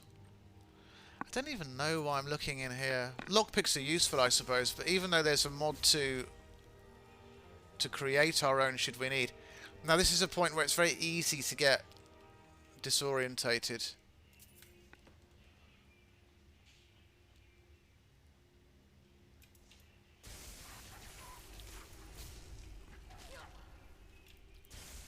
I think we managed to get rid of them all.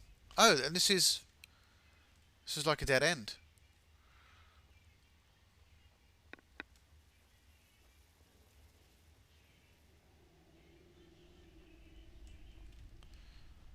But there is there is a way somehow to reach higher ground.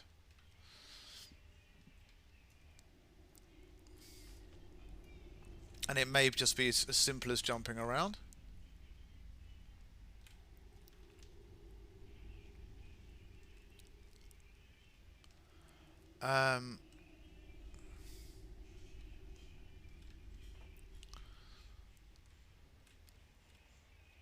I'm pretty sure this is the way we came in.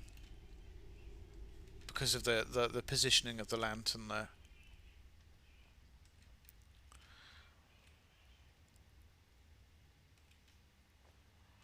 But this was the one part of the mod. Wow. This is the one part of the mod where I remember it being quite difficult to work out what to do. Oh, no, no, there we go. Oh, no, it wasn't a dead end. It was just a very nicely concealed tunnel. That's fine.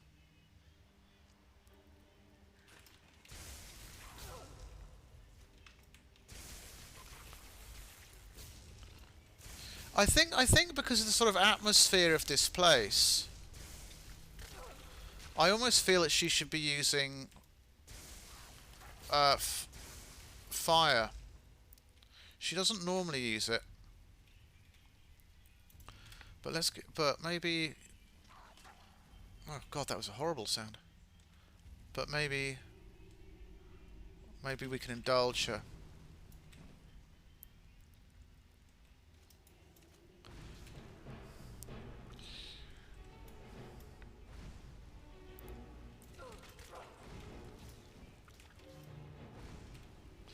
There's just something about this mod which feels ancient. And when I say ancient, I mean it's got a sort of classical feel to it. And that will become more evident shortly, regards to what I mean.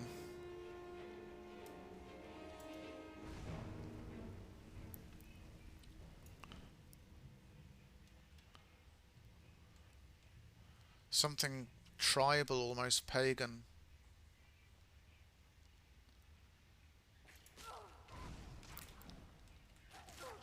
It's the reliance. Oh, fucking hell, it's dark. I think we are going to need that torch. On firelight, torchlight. Okay, this is the bit where it gets even harder to work out what's going on. We just have to be careful not to be too disoriented and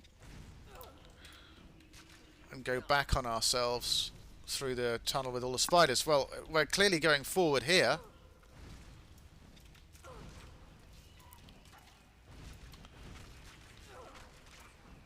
Because of all the enemies.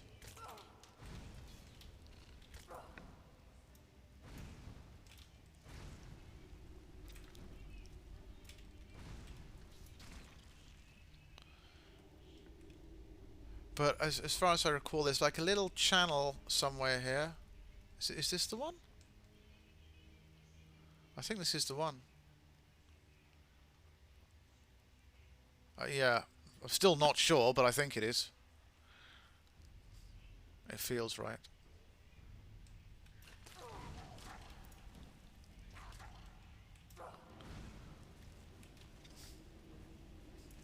I may need to up her...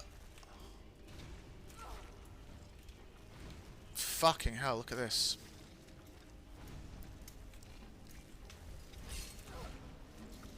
It's just trapped between two.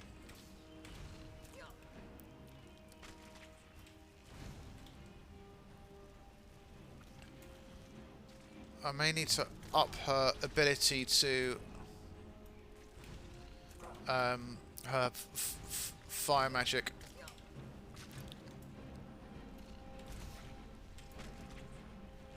Okay, let's take a look. What's going on with regards to that? 4 perk increases, and we are going to be using fire. And oh, it's okay. It's as much as it can be. We won't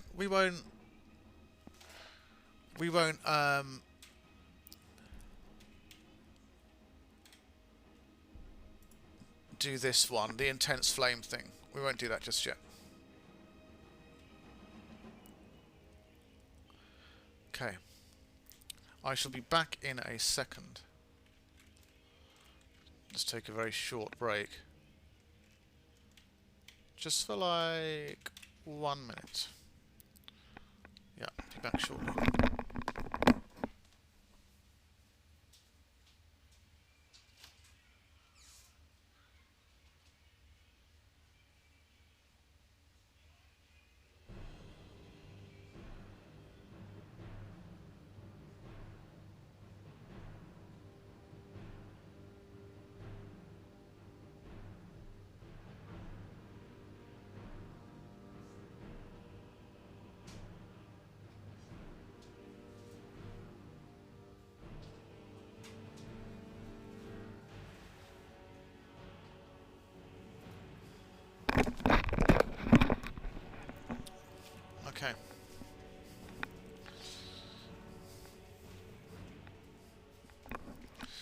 Now, the reason the reason why I referred to this mod as being classical, um, and it's the only mod that I feel is like this.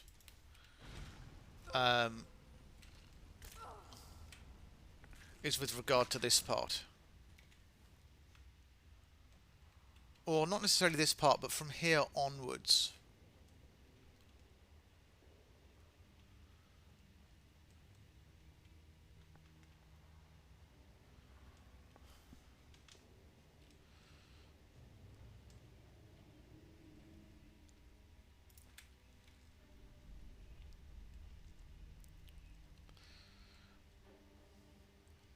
It's like fine, yes, it's a Dwemer area, but it feels like almost Grecian to me. And I've never seen a Dwemer area like this before, and especially not this next part.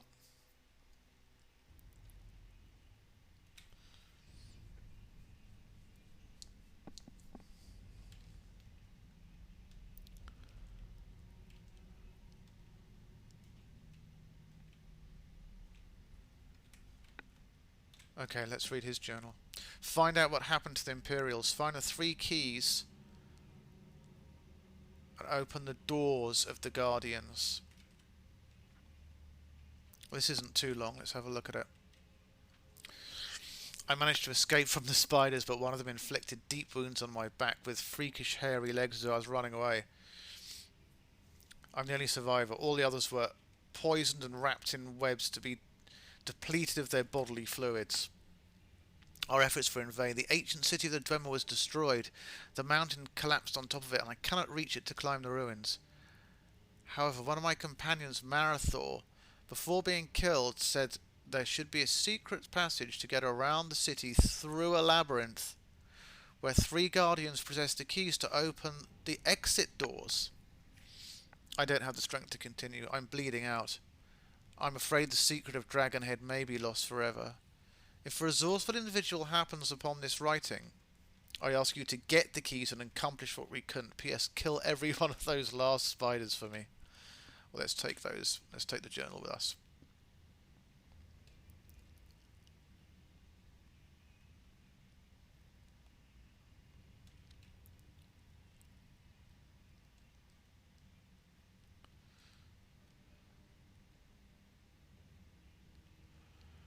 It's the consistent use of firelight here, and the fact that you get like 12 torches at the beginning, or however many you get. I think it was 12, is a big hint that he wants you to use them to add to the atmosphere. I mean, well, you know, we could just cast Mage Light, which is fine, but in a setting like this, it doesn't feel particularly right. It just feels a lot more clinical.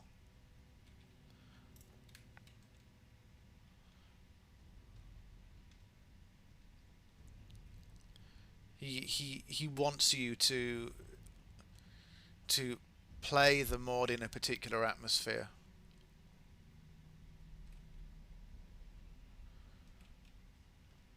This is a very long tunnel.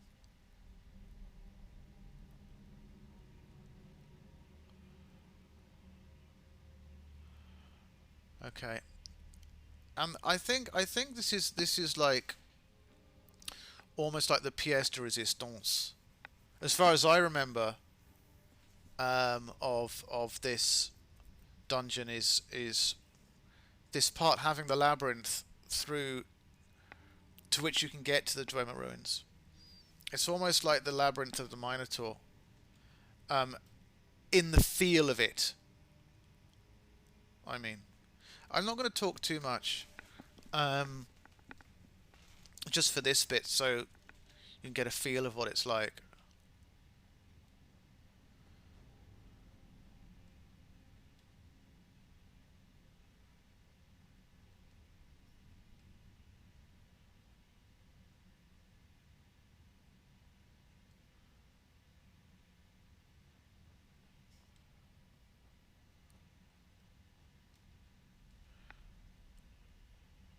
I can actually kind of remember the way to go.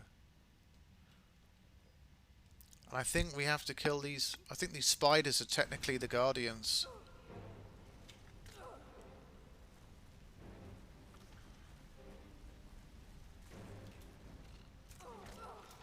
Oh, okay, there's a chest at the end.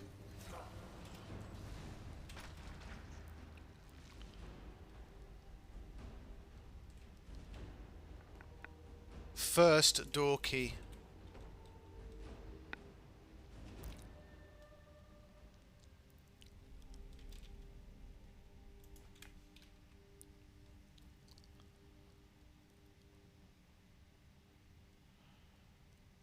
And I mean, this is just the atmosphere of this place is just stunning. Absolutely stunning. It's really this is why I like this dungeon so much, because it does something different with this labyrinth, which makes it kind of extra special.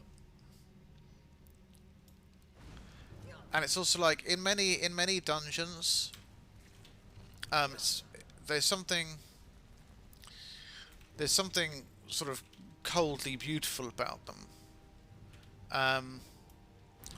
But in this labyrinth, I always think, you know, I really wouldn't want to be here. You feel like you're truly abandoned.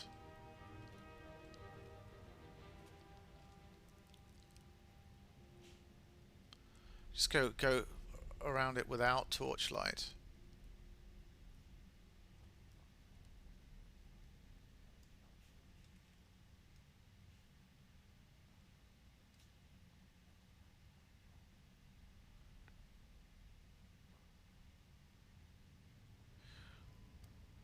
You also get the feeling that, you know, whoever's constructed this is really really has the upper hand. It's not technically a labyrinth, though. I mean, I could criticize it in that way. It's not technically a labyrinth, it's a maze.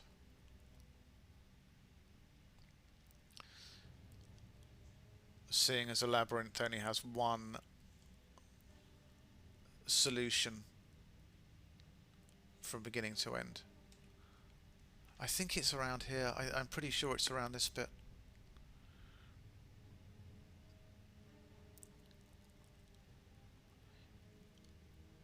So the door is around here, but the final chest... That's fucking scary.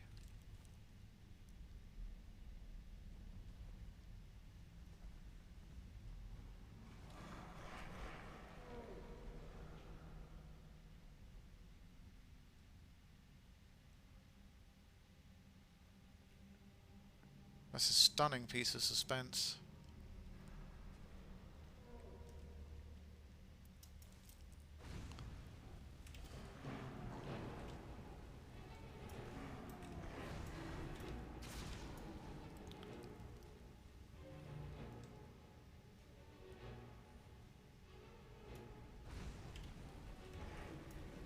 Okay, so that's the final chest.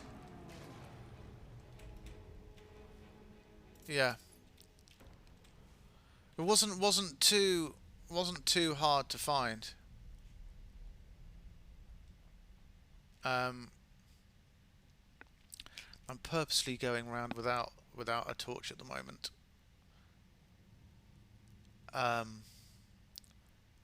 Just for atmospheres, purposefully. So it's got to be around here. Seeing as there was another bit, yeah.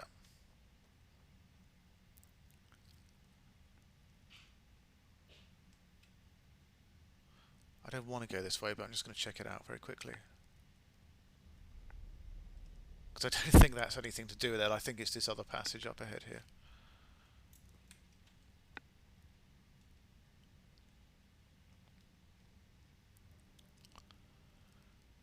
So I remember being more freaked out the first time I played this than this time, but only because I knew what to expect this time. But I think that this part of the mod is such a nice touch. It's a beautiful, beautiful idea, and it really adds to the classical, ancient feel of the mod.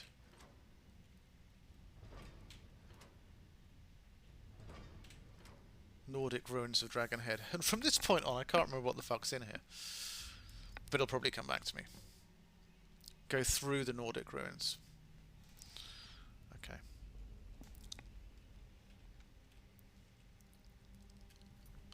Just gonna do a hard save.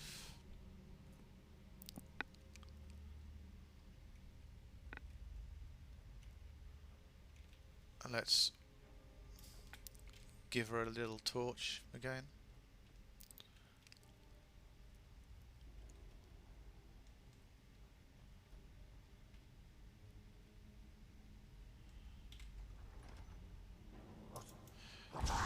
Oh, well, this is cool. I didn't remember that there were Draugr Deathlords here. That's awesome.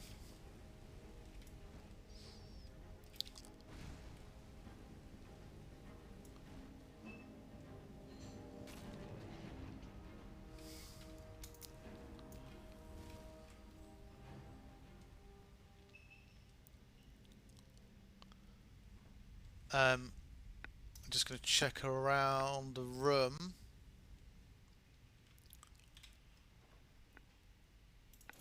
There's no reason for me to pick this stuff up. Not necessary.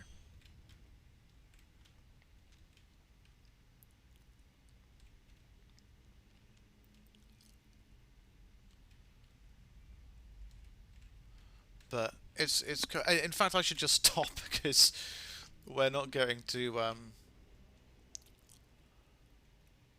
be using it for anything.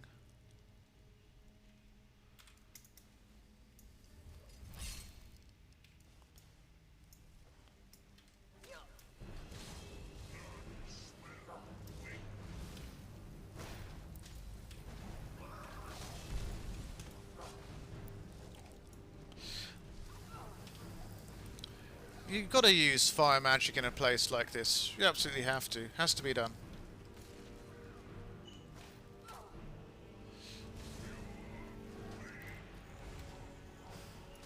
Dremor is doing a good job. Definitely.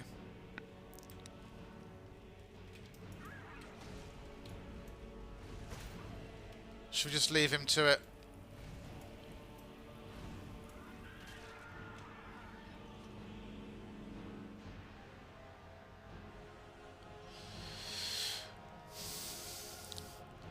And what he's done here is he's gone from the Dwemer openings and the sort of classical feel of that into bringing that same sort of dark, lowly, and ancient feel into this Nordic area as well. It's again very, very nicely done. Can we go down here? No, I think we can only go up.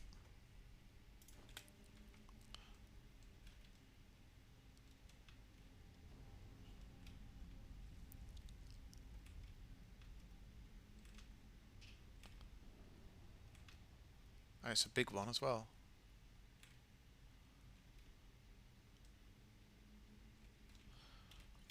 We'll take these.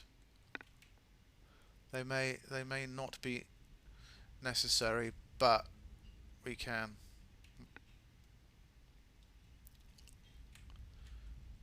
This is interesting. I seem to remember activate dark light. Show your flame or it will take you to your death. So what happens if we don't?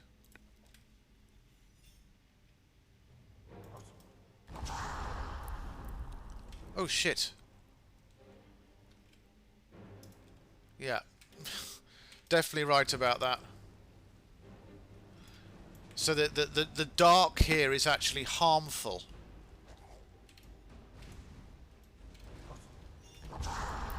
Which makes it a bit trickier as a mage, because you've got to... It's hard to... Fucking hell. It's hard to swap between a torch and regeneration magic. I seem to remember this from before. It's like starting more than once from that point. So we're just going to quickly go through here.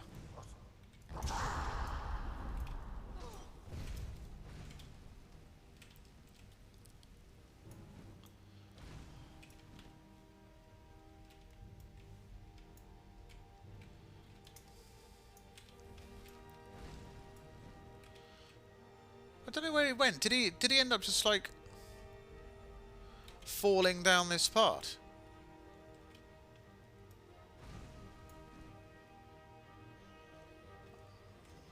That's quite funny. I can't see the guy. Oh, there he is. I'm glad he made an appearance again.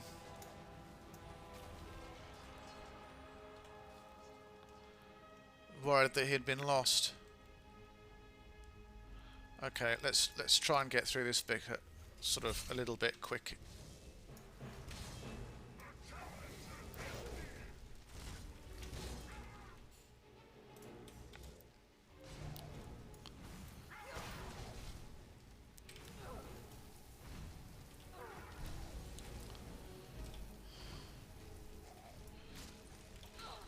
A Frost Atronach works totally well as some kind of decoy, or just a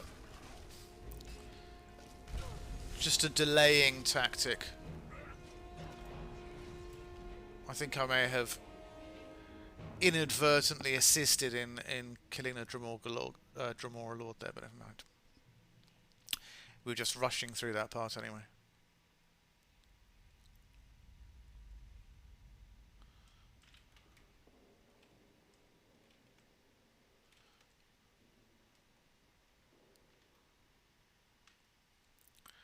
There are nice sounds coming from elsewhere. I've always liked that in dungeons, or anywhere that's, or any interior place.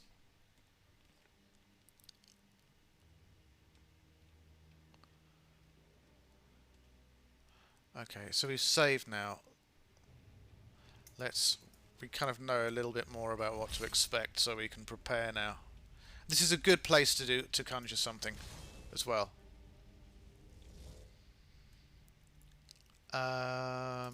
Torch, which we are going to need.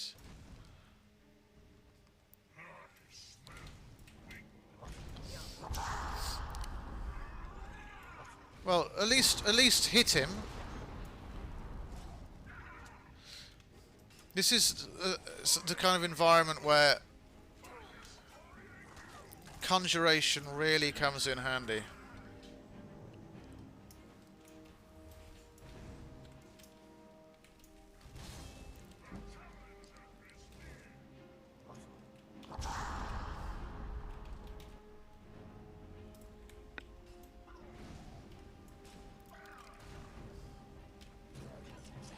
And I think we're going to get the opposite somewhere. I think there's a place where we have to not use the torch.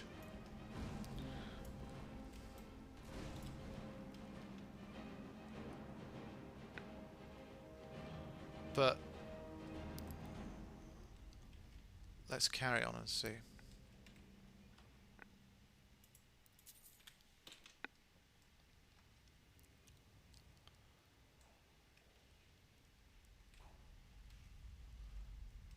Is this still the area we have to do? Yeah, it is. Wow. So this is going to be exceptionally hard to do if the whole time we're going to have to be carrying a torch.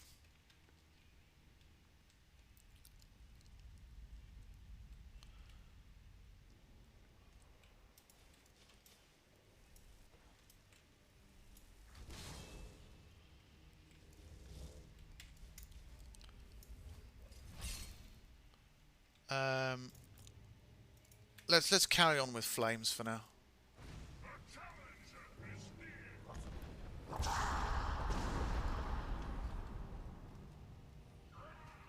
Wow. This is this is a problem. Did we forget the torch? I think we did.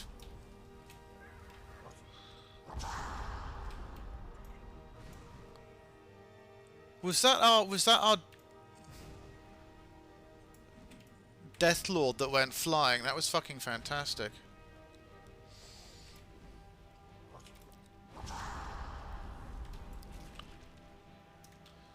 We could try and lure them all out here, which we have done successfully now.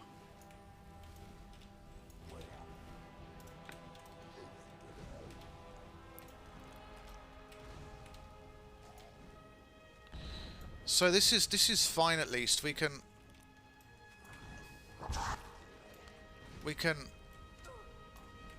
hide back here for a bit. Wow. That's an intense shout.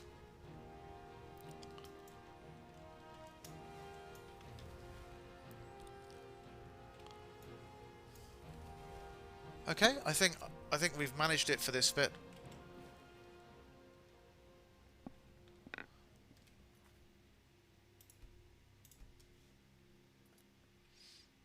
Okay.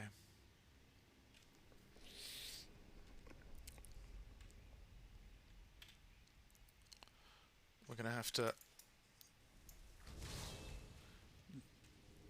do something similar for this next part.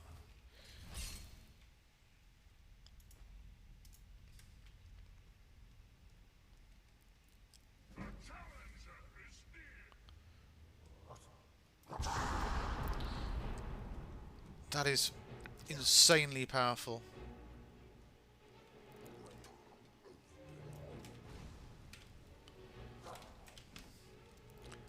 And the problem is that at this point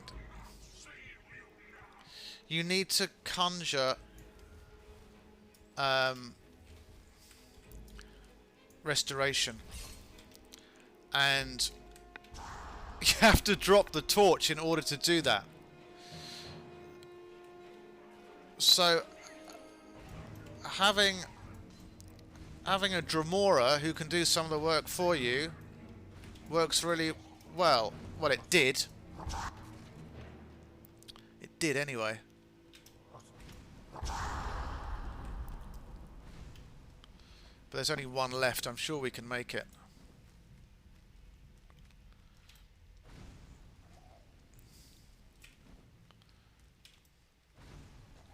And at this point, anyway, when he's brought into the light, it makes things slightly easier. Okay. It's a nice little touch, though. That. The only thing is, I wish that stone looked a little more classical rather than kind of neon and ghostly. But I'm probably splitting hairs.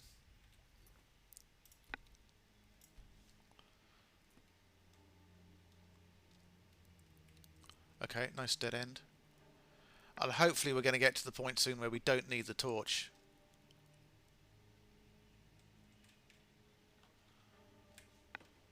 I'm only looking in these chests out of curiosity. Oh, here we go. Maybe this is the point.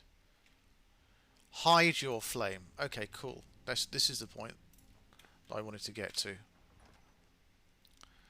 Definitely makes things easier.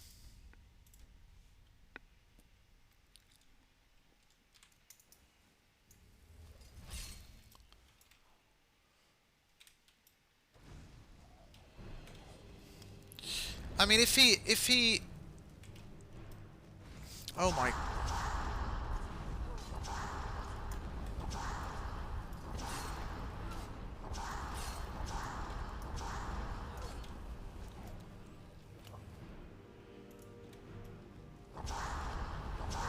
I don't know if I've ever seen so many Draugr.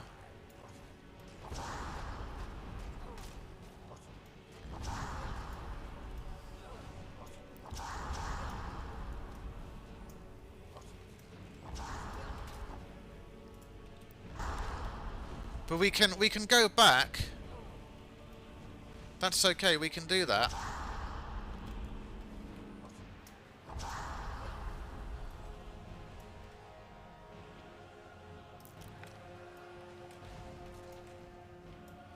They're all just sort of hanging out here a little bit. But I don't, like I said, I don't know if I've ever seen so many.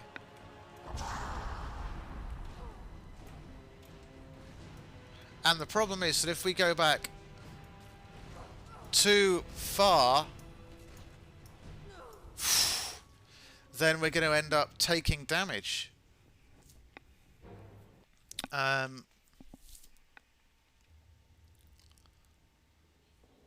So I think the way that we need to do this... How far back can we go? Let's take a look.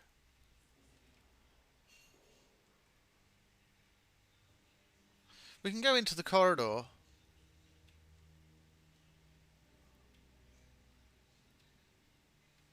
Relatively far. Further than I thought we'd go. Oh, here. So kind of like round where the corner is. So we can go round into this bit. About this far, but no further.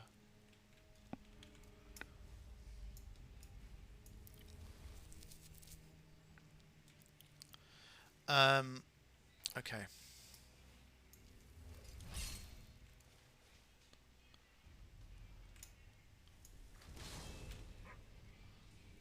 Let's see how much work this guy can do.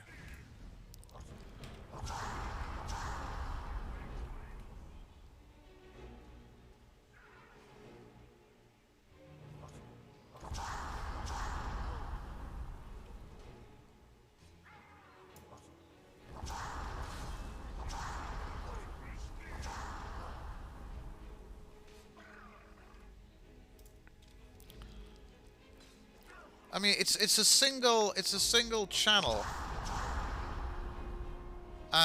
So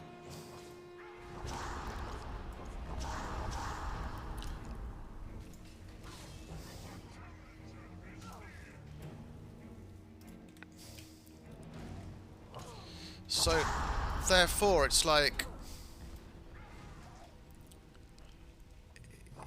he could theoretically pick them off individually if he's going to be good enough.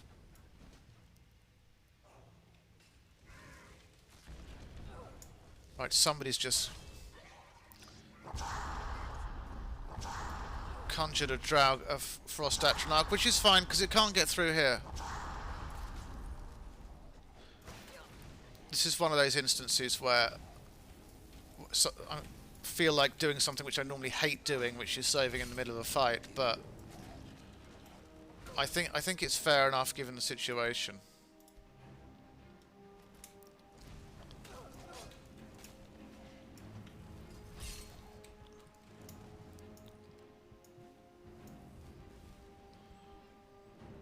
It's almost worth hiding here for a little bit till Magicka regenerates. We don't want to be too far down the corridor, but there should be some space now.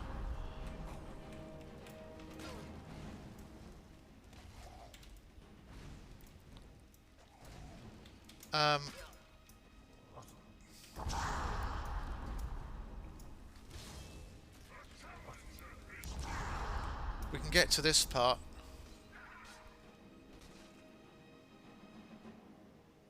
And we can't really go that much further. The Dremora is proving to be extremely useful.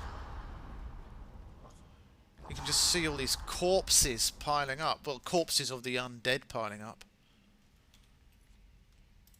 Time to save again. Oh, he's still doing a good job though.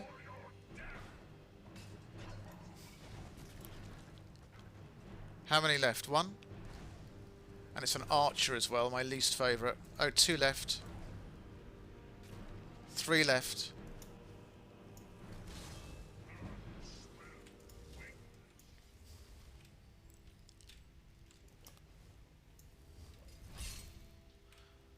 I think... Where are they? I think... This would have been relatively hard without... Oh god, there's even more.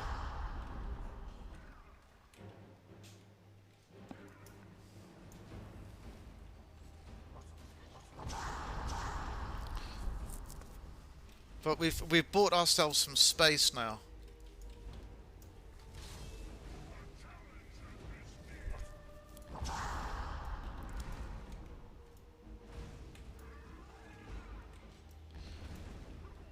I am impressed with this design, I have to say.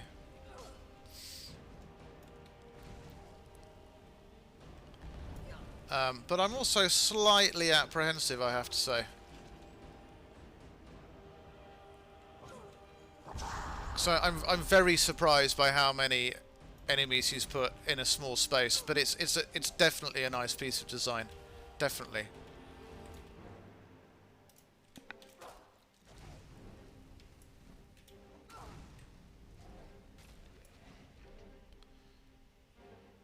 But it's thin and it's a small space. Like for a mage, it can work quite nicely.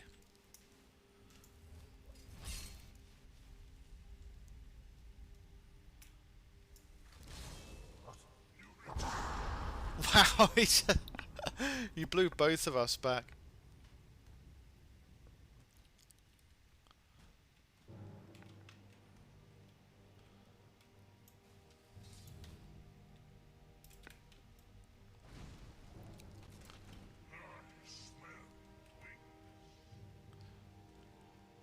There's one remaining somewhere. I hope it's just one.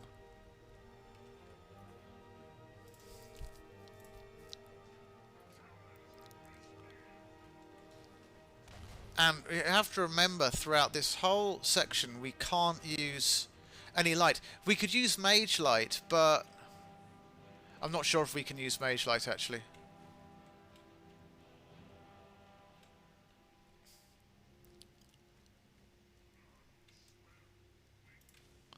Well, I wish this Draugr would end up making itself known.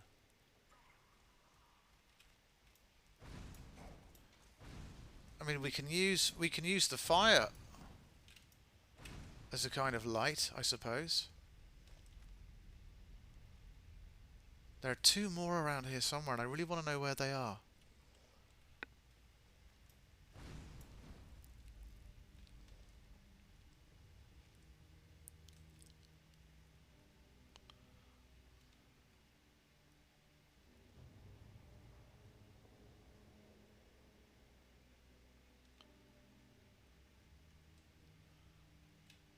One, two, three, four.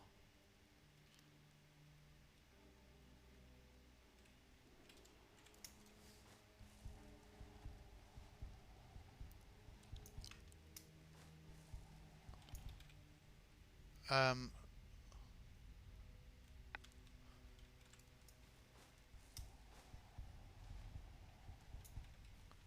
can't even bloody see them anywhere. They look to be beyond this point.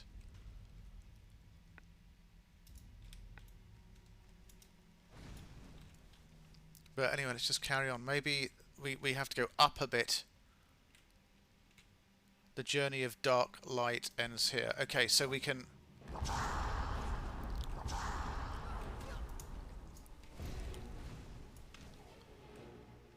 We've kind of got used to it now, though.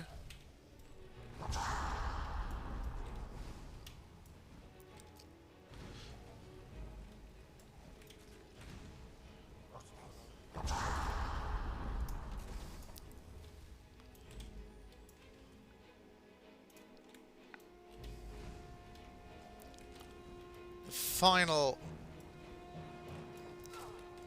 Wow. Oof. God. Weren't even using ebony flesh. That'll teach me.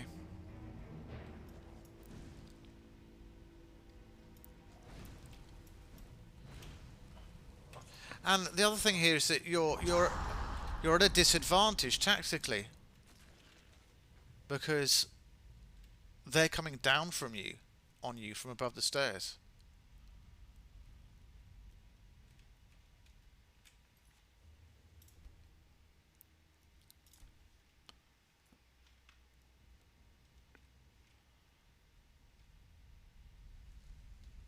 But at least we can use light at this point. Woohoo.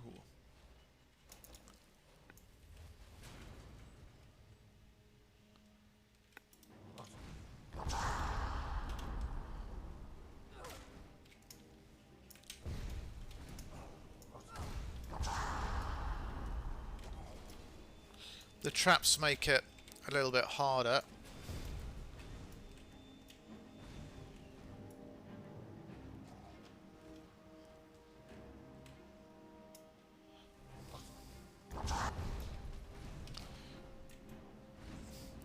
But we can use paralyze.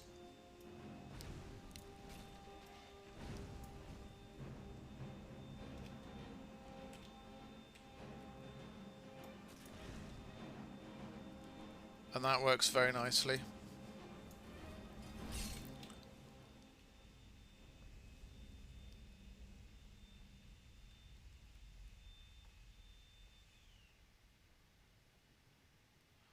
Okay. What I would like here, after a period of intensity like this, is like a period of calm. It'd be nice if that happened. If he did that, that would put a kind of consistency because it's just been go go go for the last bit, especially after that section with, what was it, like 20 Draugr Deathlords or something crazy.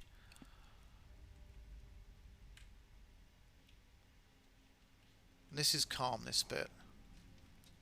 Okay, there's one Draugr, maybe, somewhere.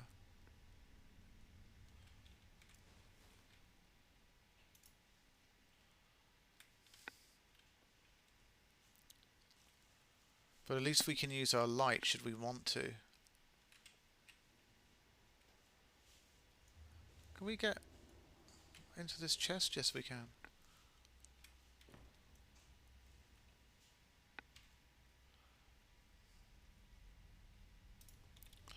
Okay.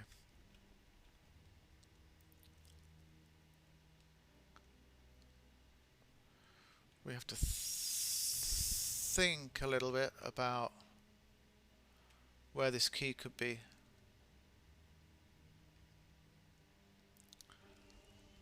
And is he going to make it obvious or not? I think it's beyond. I think those sounds are coming from beyond. I don't know why I had the feeling it'd be in there. It wasn't too hard.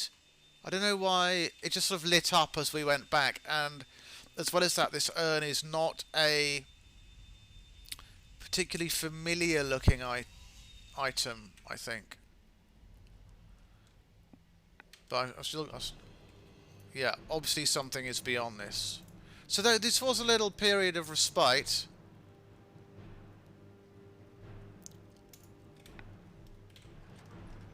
Oh wow, nice lighting.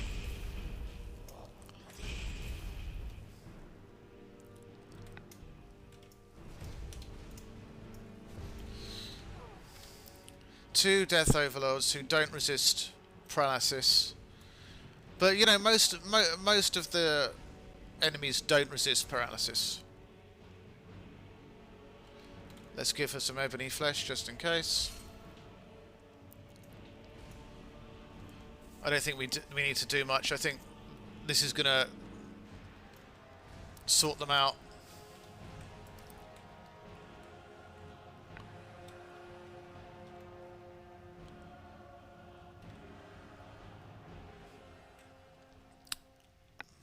Yeah, I was expecting a few more. Oh, they're all overlords.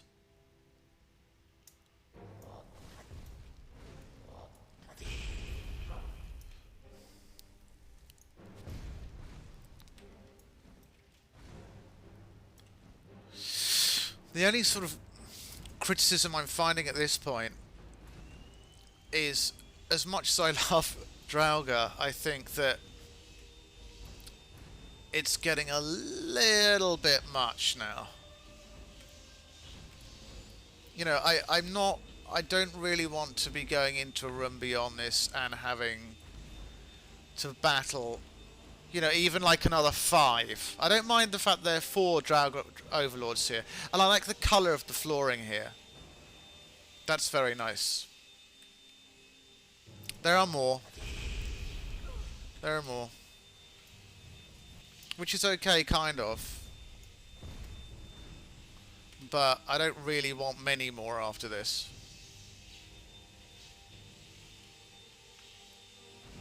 But I really like this chamber, to be honest, though. It's very, very nice.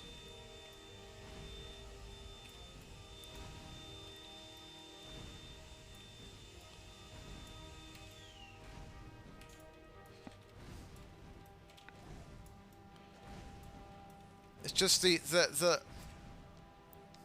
lighting on it. This one's trying to flee. The lighting on the side.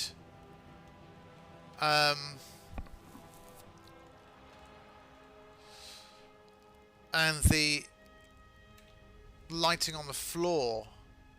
It's beautiful. Really beautiful.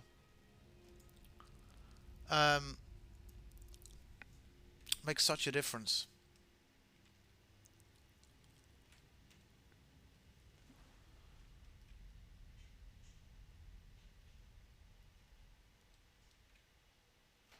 So,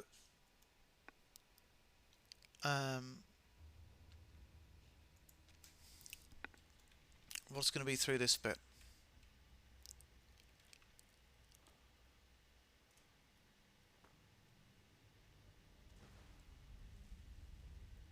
And how do we get through?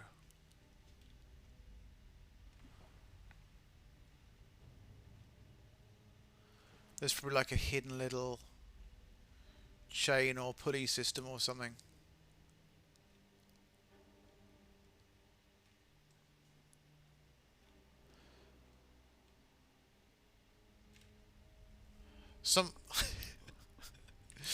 I was feeling that activating that may do something, but no.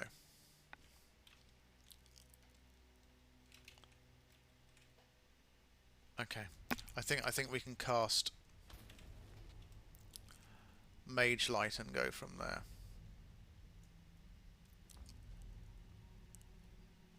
Candlelight even.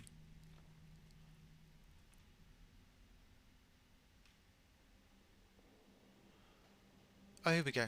Yep.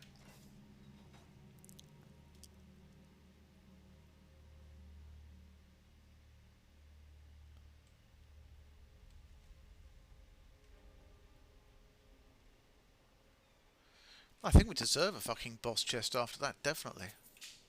Very much so.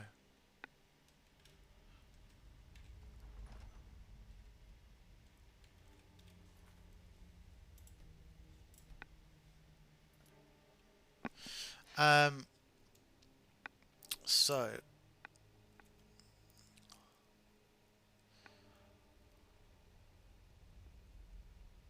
just gonna check something out.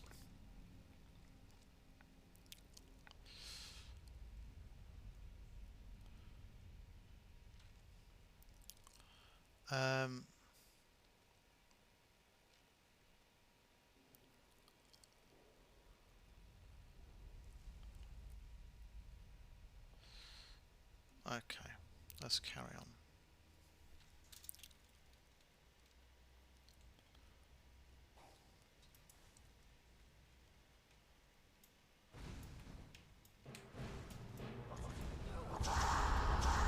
Oh, this is a stunning area. A hard one.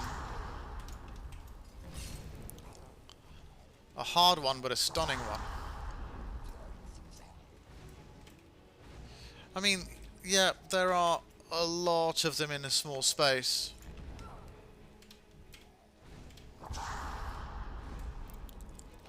But that's fine. We can deal with it.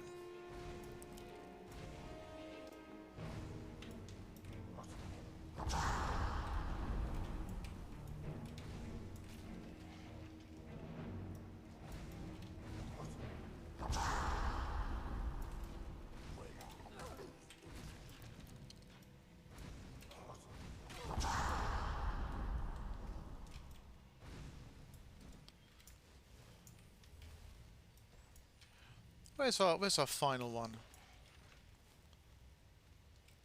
There's one more. Oh, there he is.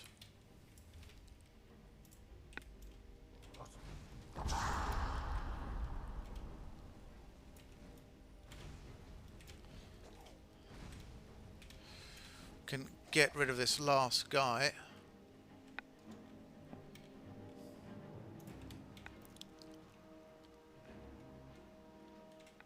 Another chest which we don't really need to look in. But we'll check it out anyway.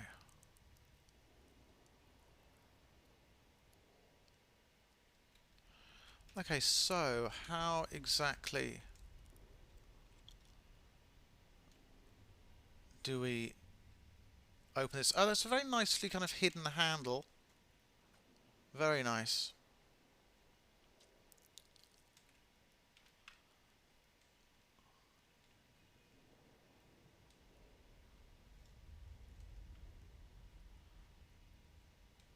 And there's another one, which takes us through to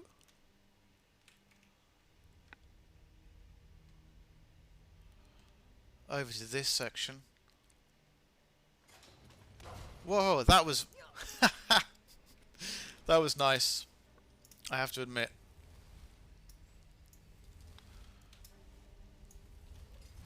That was very nicely done.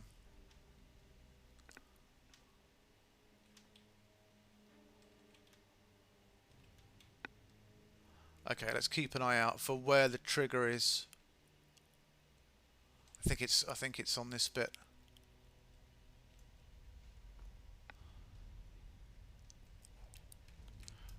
Okay, we've got floating glitch.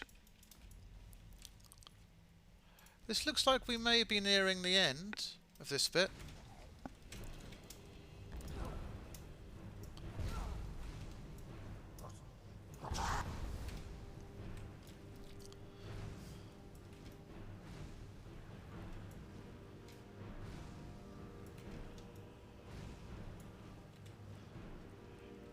And again, another stunning, stunning lighting bit.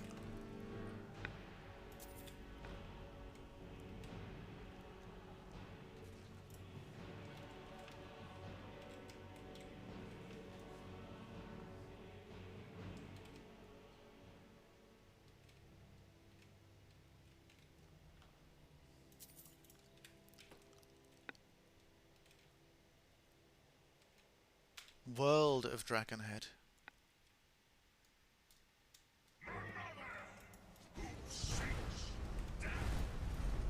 Escape from Oblivion.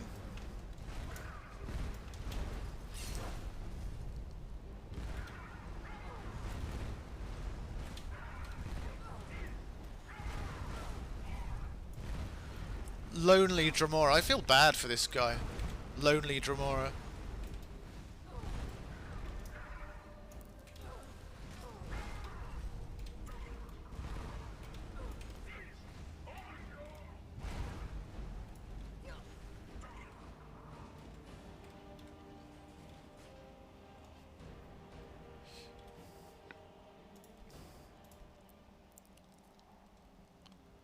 So this must be like the final piece of the puzzle,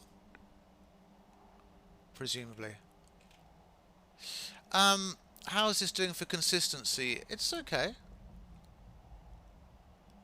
I think, generally.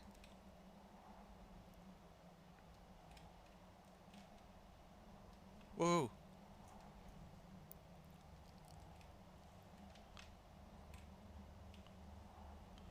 But what? Ripex. Okay, what are we doing?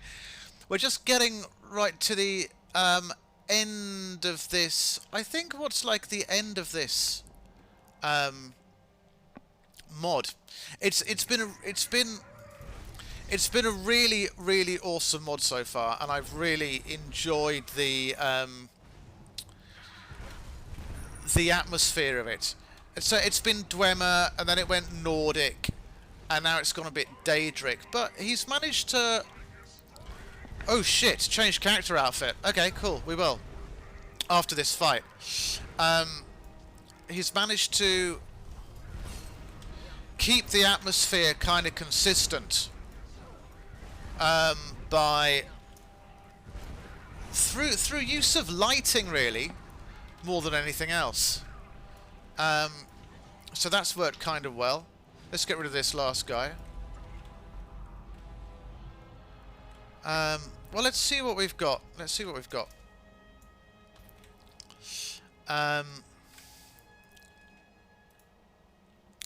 So, I mean, you know, it'd be good if it had a high level of magicka regeneration. That would be good.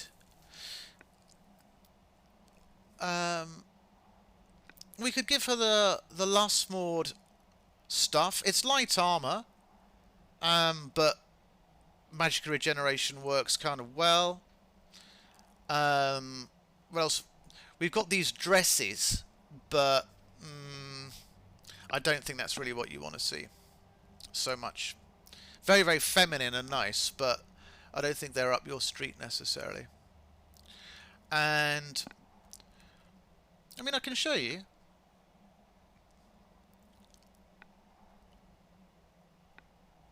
So we've got this. I mean, it's a very beautiful thing, but I don't think it's really what we want for this kind of environment. Up my stream. Yeah. Do you know the expression, like, you know, it'll be the kind of thing you're into. That's what I mean. I think what we'll what we'll do is we'll give her the Lustmord material. So we give her the boots, the cuirass, the gloves, and let's just check to see. I don't know if you want it with the cloak or without the cloak. The magicka regeneration is pretty good. So this is it without the cloak, and you can have it with the cloak, which is like that. You've got a hood as well. The hood's rather cool, actually, to be honest. But what are you thinking? With hood, with cloak? Yeah, it's pretty nice, isn't it? With cloak and hood or without cloak and hood? That's my question to you.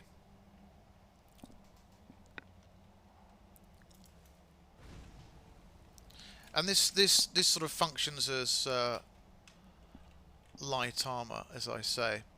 She doesn't normally wear light armor, but in this instance,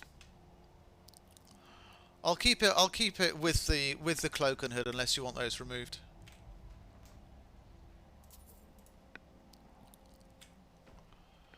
The elven stuff looks pretty good as well. I would give her the elven armor, but it's not charged in any sense. But I can show you what it looks like.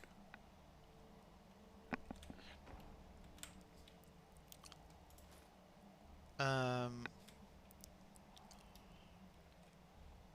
mean, that's also pretty cool, but that would be like severely debilitating to, yeah, not bad, eh?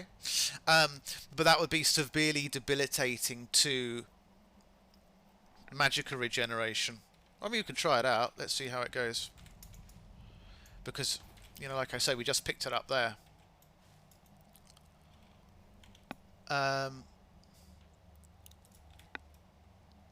How well does her magicka regenerate? Relatively quickly. Okay, I think you preferred this one. There's the back view as well, if we take off the cloak.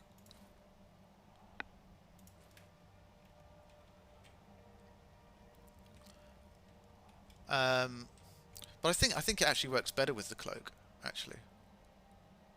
That's what I think.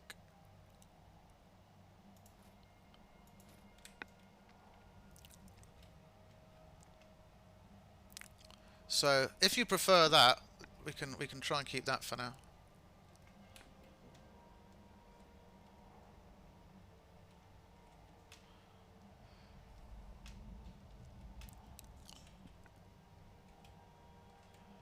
Activate the gate. Okay, presumably this means that we can get through to the last point. We have to go back on ourselves, though. Whoops. Yeah, this is right.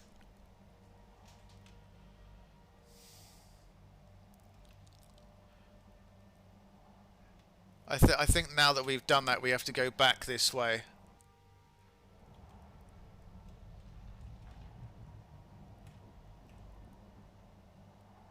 I think there's probably another little bit that we have to do. This is a little bit of a criticism. This is kind of a bit confusing, this point. I think we came out of here. I'm just going to double check.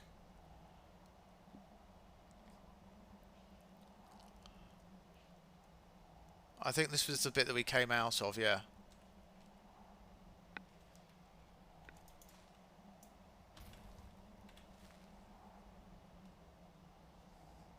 And I think we went left, so let's try and go this way. We'll know in a second if it's right or not. Okay, so we just came this way, so we can just go through the other one.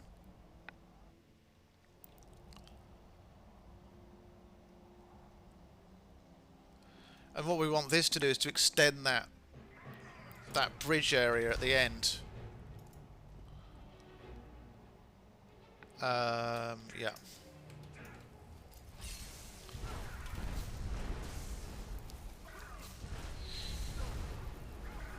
I don't know if it's me, but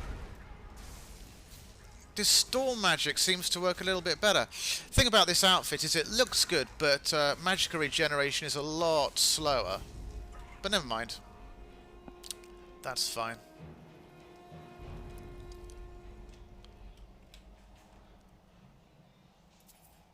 Ring of minor lockpicking, why not?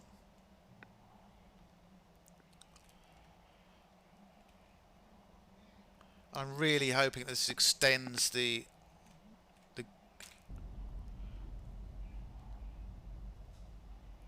Okay, that's fine. It looks pretty activated. But how do we get across?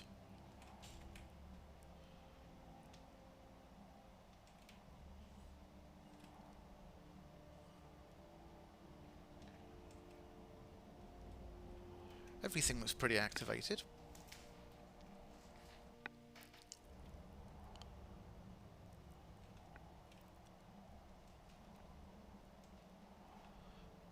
Okay, so we can go this way now by the looks of things.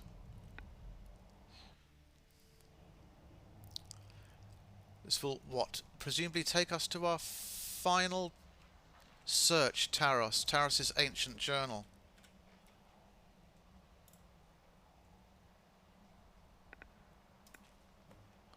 Completed. So this was the secret.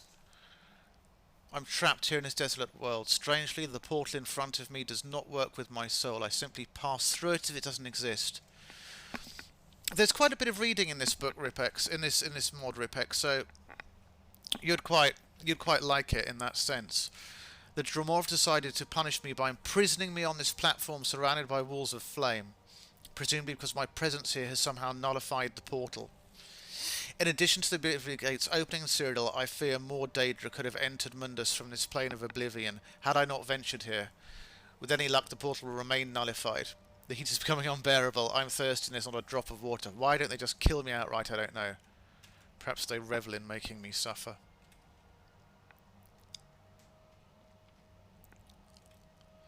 So it looks like we have completed it.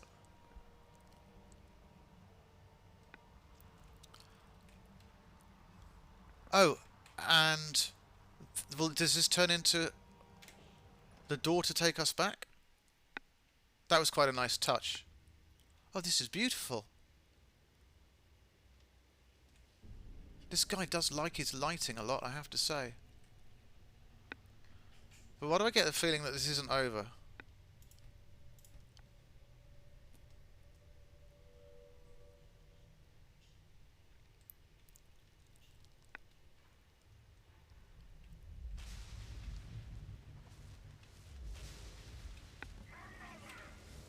Maroon's pupil. How many have we got here?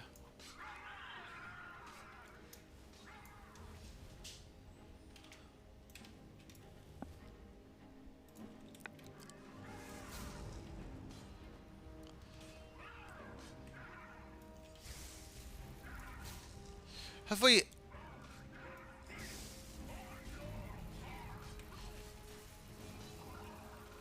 Why are these two even fighting against each other? Oh, hi! Hi, Mr. Grant. Nice to see you. How are you doing tonight? I'm extremely confused by what's going on in this bit. Was this actually meant to happen? How are you doing? How are things over in BA currently?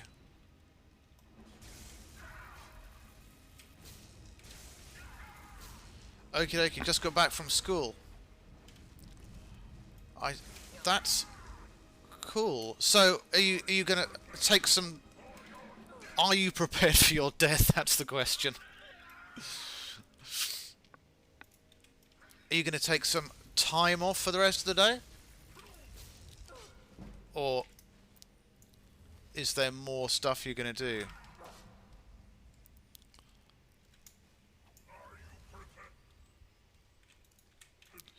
Show bonus being a pain in the ass. What's going on? While I don't think two of these were supposed to spawn. I really don't think they were. But I'm going to try and lead this... I'm going to try and lead this Dremora Lord through the flames a bit, like a little flamey tunnel.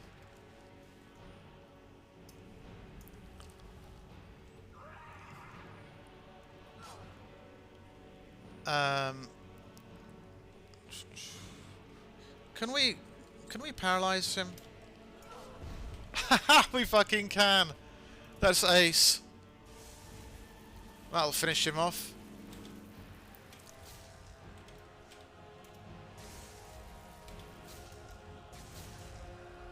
I think only one of those was supposed to spawn. Or they certainly... No, got too much work. Oh, that's a shame.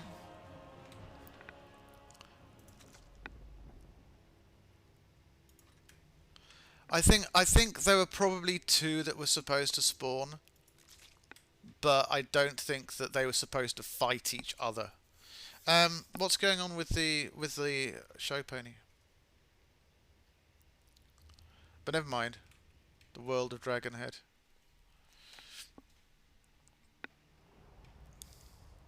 The secret cave of Dragonhead.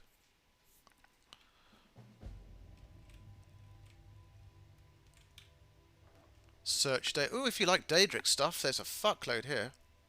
I don't think she's got much Daedric stuff, but she doesn't. It's not the kind of thing that she would wear or use. I'll tell you on Telegram. Okay, cool. I'll be around, definitely. I wish I could give her this Daedric stuff to wear, but we don't have the carry weight. And it would probably look awesome on her anyway. We all like Daedric stuff, absolutely. Well, especially if we put it on her. Let's see how it looks. Carry weight is too high. Yeah, looks pretty good, especially with this cloak, I have to say. It looks pretty cool. Hey Pellic, how you doing? Good to see you. How are things? Let's put back the very Assassin's Creed. Well, yeah, I mean, unfortunately we can't take it with us because, you know, she doesn't have the carry weight. I mean, it's, you know, it's Daedric armor, and the only way she's going to get it is by... She's not going to smith it herself or anything, is by finding it in a quest mod like this, really. Maybe buying it. Could buy it, to be honest, but we're going to drop it. Put on the normal boots. because that is the end of it. This will take us back to Skyrim, presumably. Yeah.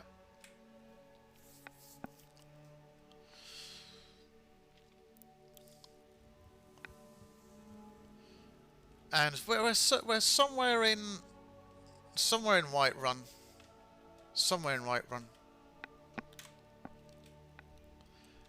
Yeah, just before Hjalmarch. Hjalmarch just begins here. The hold of Hjalmarch begins here.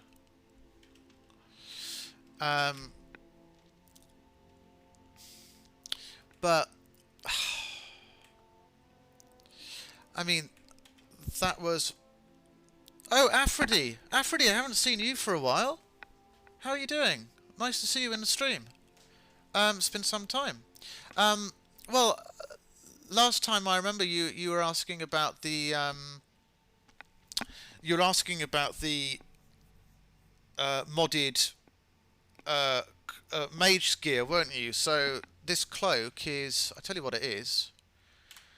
It is part of this set called Lustmord Vampire Armor, which is a mod, a light armor mod. And I'll show you what it looks like in its entirety. The good thing about it is that the cloak, you know, is separate and you can put it on other stuff too. But if I give you the full gear, actually, what I'll do is I'll take her back to the college. You can see it better. Oh, Lostmod, I always download Mustro just to give it to Serana. I didn't know you could. I didn't know you could give it to her. But yeah, I mean, I checked it out and I was really impressed with how the armor worked. But because it's so beautifully done. It's such a great one. Oh, Colette's always moaning. God. Well, I mean, if my research materials were constantly disappearing, I'd be fucked off as well, to be honest. Can't say I blame her that much. But yeah, it's a stunning piece. I'll take the hood off. Because it just looks great, doesn't it? You can, and with a Serana dialogue add-on mod, she would say something about it. Oh, I didn't know that existed. But yeah, when I discovered it, I thought it was such a beautiful modded armor. It's great. Is there anything else that you'd be interested in? Something which I got recently, which is only really for more like a magey character, which I was just showing Ripex, is the elven dresses. And we've got cranberry ones. We've got shoes. Let's just put the shoes on.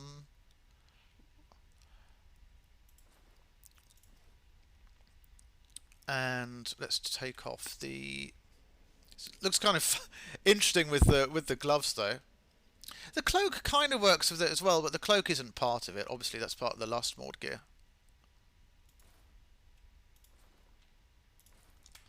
But this is the kind of thing that works very well for a mage, I think. And I think it's a stunning one. It's a really beautiful one. And oh my fucking god! Fucking Jono has raided me like with 3 minutes of the stream to go. Oh my god! We'd got into the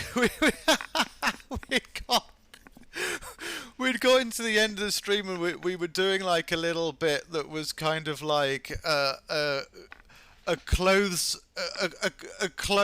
sort of review looking at different types of apparel mods. And Pizzle's here as well. Pizzle, great to see you. How are you? Really nice to have you.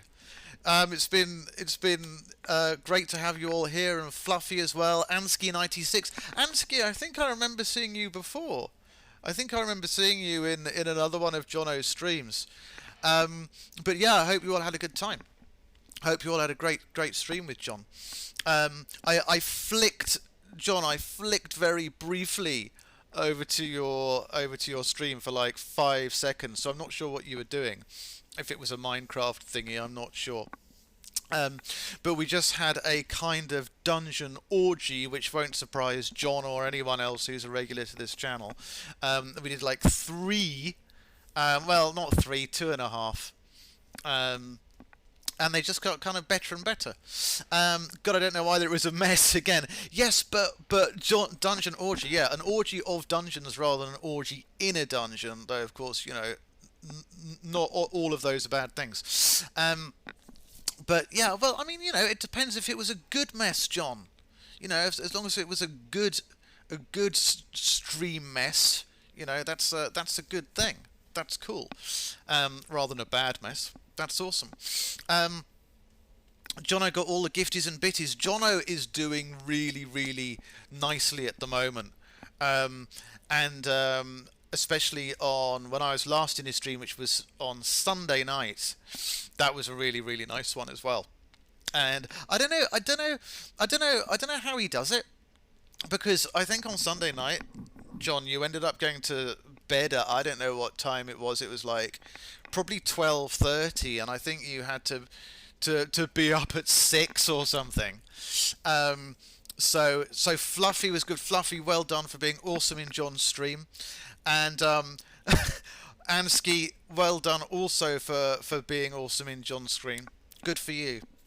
Really, really good stuff. Yeah, it was another one of those ones. But this is an early, not crazy, forcefully supportive. That sounds good. It's like, surprise online orgiastic dovetailing of things. Fantastic. Our girl is dressed up for this occasion. Well, this is it's an Elven dresses mod. Which is cool, more for like a mage. You can enchant and it's good, and you can get other ones as well. You can get a blue one as well and a green one, and they're all awesome, all really, really nice. Lysana having to make more content as he was mentally planning to end stream in 3 minutes just before raid. Sorry, I'll plan better next time. Look, the fact is, you were here, and that's the main thing, and you slipped in just at the last minute. Which is cool. Yeah, that's right. I was just winding down. That was it. And now I've had to go up to 60 miles an hour in 2 seconds, just like stealth in Thorpe Park. Which is what it does. 0 to 60 in 2.8 seconds. There you go. That's a fun fact. And you didn't even have to pay for that fun fact. But John, lovely segue. Well, absolutely. But John, I was going to ask you actually something. Just with regards to well, Ripex is off. Okay, Ripex, really, really good to see you. Really, really good to see you in the stream. Thank you, and thanks for your input earlier as well. With regards to things that you like seeing in the Skyrim side of things, then we will take that on board. We'll take that on board with regards to how to move forward with the Skyrim side of things, because on tomorrow, because the plan is going forward is to keep Tuesdays as Skyrim, but exactly what in Skyrim is something that I want to discuss, and Wednesdays for ESO, Elder Scrolls Online, and then on Sundays to make that multiplayer. And so, I don't know if John, if you're going to be around on Sunday. Are you going to be around on Sunday for Cards Against Humanity with Nick? And also, I think we were going to try and get a fourth person as well. And I was going to try and rope Nat into that as well. I was going to try and rope Nat along to Cards Against Humanity on Sunday. I've basically booked out the next few Sundays for you and Nick and others. Well, this is great. This is fantastic. You're going to get your gin game on Sunday, or whatever your tipple of choice is for Sunday night. It's going to be a little bit much for Nick to have a drink at 2 o'clock in the afternoon, but he's more than welcome to do so. I'm so down with the new stream ideas. Can't wait to stream some ESO. Well, look, John. I mean, if you're gonna be doing ESO, you're going to be doing it on a system which doesn't glitch up like mine. So I'm trying to iron out the glitches, and I'm thinking it's just one or two little settings that I've got to do in order to make ESO smooth. I'm hoping so anyway. Some testing to do still on that. I downloaded it the other night too. Have you actually set up? Have you actually set up your character? And if so, what? I'm interested to know what race. That would be cool to know. No, not stream. I want to watch. Oh, you want to watch me play it? Well, I got to sort out my glitches. Once I sort out my graphical, my graphical glitches, I'm going to be all ready to go. And I've got my character, my test character set up. I better go. See you soon. Yeah, Mr. Grant. Telegram me. Yeah. Metal. And I've got my character set up, but it's just a test character. But what ended up happening with Skyrim the first time is my test character on Skyrim ended up being a character that I ended up taking to level 114. So, because she had her own little story, which crept up on both of us, quote unquote, quite soon. So we'll see what happens with ESO. I don't know, but I'll start it off, and I'm going to test it on my own for a short amount of time, and if it goes well, then I'll stream it, and hopefully I'll stream it very soon. But we've got Cards Against Humanity. I'm still here, just hard at work. I know it, Nick. You are a man of great multitasking skill. It's the beard; it gives you power. You look like a. You look like a. I was going to say you look like a Draugr, and I meant that in a nice way, because they've got the beards. Oh fucking hell, John! Thank you so much. You gifted. Oh, thank you so much. That's awesome. Thank you so much, John. And it goes to Ripex. Ripex gets the sub. Woohoo! Congrats, Ripex. And Ripex deserves it anyway. He's a cool guy. Ripex should have done. I mean, Hamit's got a VIP, and Ripex needs something as well. He's a good modder, and we'll be doing we'll be streaming more of Ripex's mods as well coming up, because we did part 1 of the Gemstone Prophecy, and we'll be doing parts 2 and parts 3. We'll be working those in soon enough. So we've got Cards Against Humanity. I'm going to try and get Nat in if she's not too busy with her wedding stuff. She does have other stuff that she's doing. She's getting married in like a week or two, so if she can't make the stream on Sunday, then that's absolutely fine. We're not gonna hold it against her. And then John, I don't know if you're around. You are going to be around for Left 4 Dead. I hope so. Next weekend after this one. We've got our little clan together. I think Nick's going to be around. He's going to be in that. And also Fett said that he would join us for Left 4 Dead as well. Left 4 Dead 2. Who's on the roster for Left 4 Dead? You who are on the roster, Mr. Mac and Cheese, Indiana. You're on the roster. Basically, we've got a clan of five, right? And that is myself, obviously, John, Nick, Fett, and Hammett. And the way that we're going to work it is the Hammett can only really join on a Saturday. He can only join on a Saturday afternoon because of the time difference. So if we end up doing it then we can work him in then. But if we do a stream on a Sunday evening, which is when multiplayer's mostly going to be, then it's going to be the 4 of us. John says, I'm down, however, I'm babysitting, so I won't be only on for a short while. That's cool. If you're only in for a short bit, that's alright. I hope you're getting paid for babysitting. And then we'll just replace you with a bot. that's fine.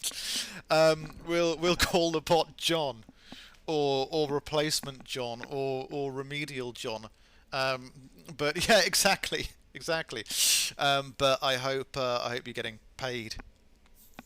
for your babysitting, or paid in kind, or paid in appreciation, or whatever.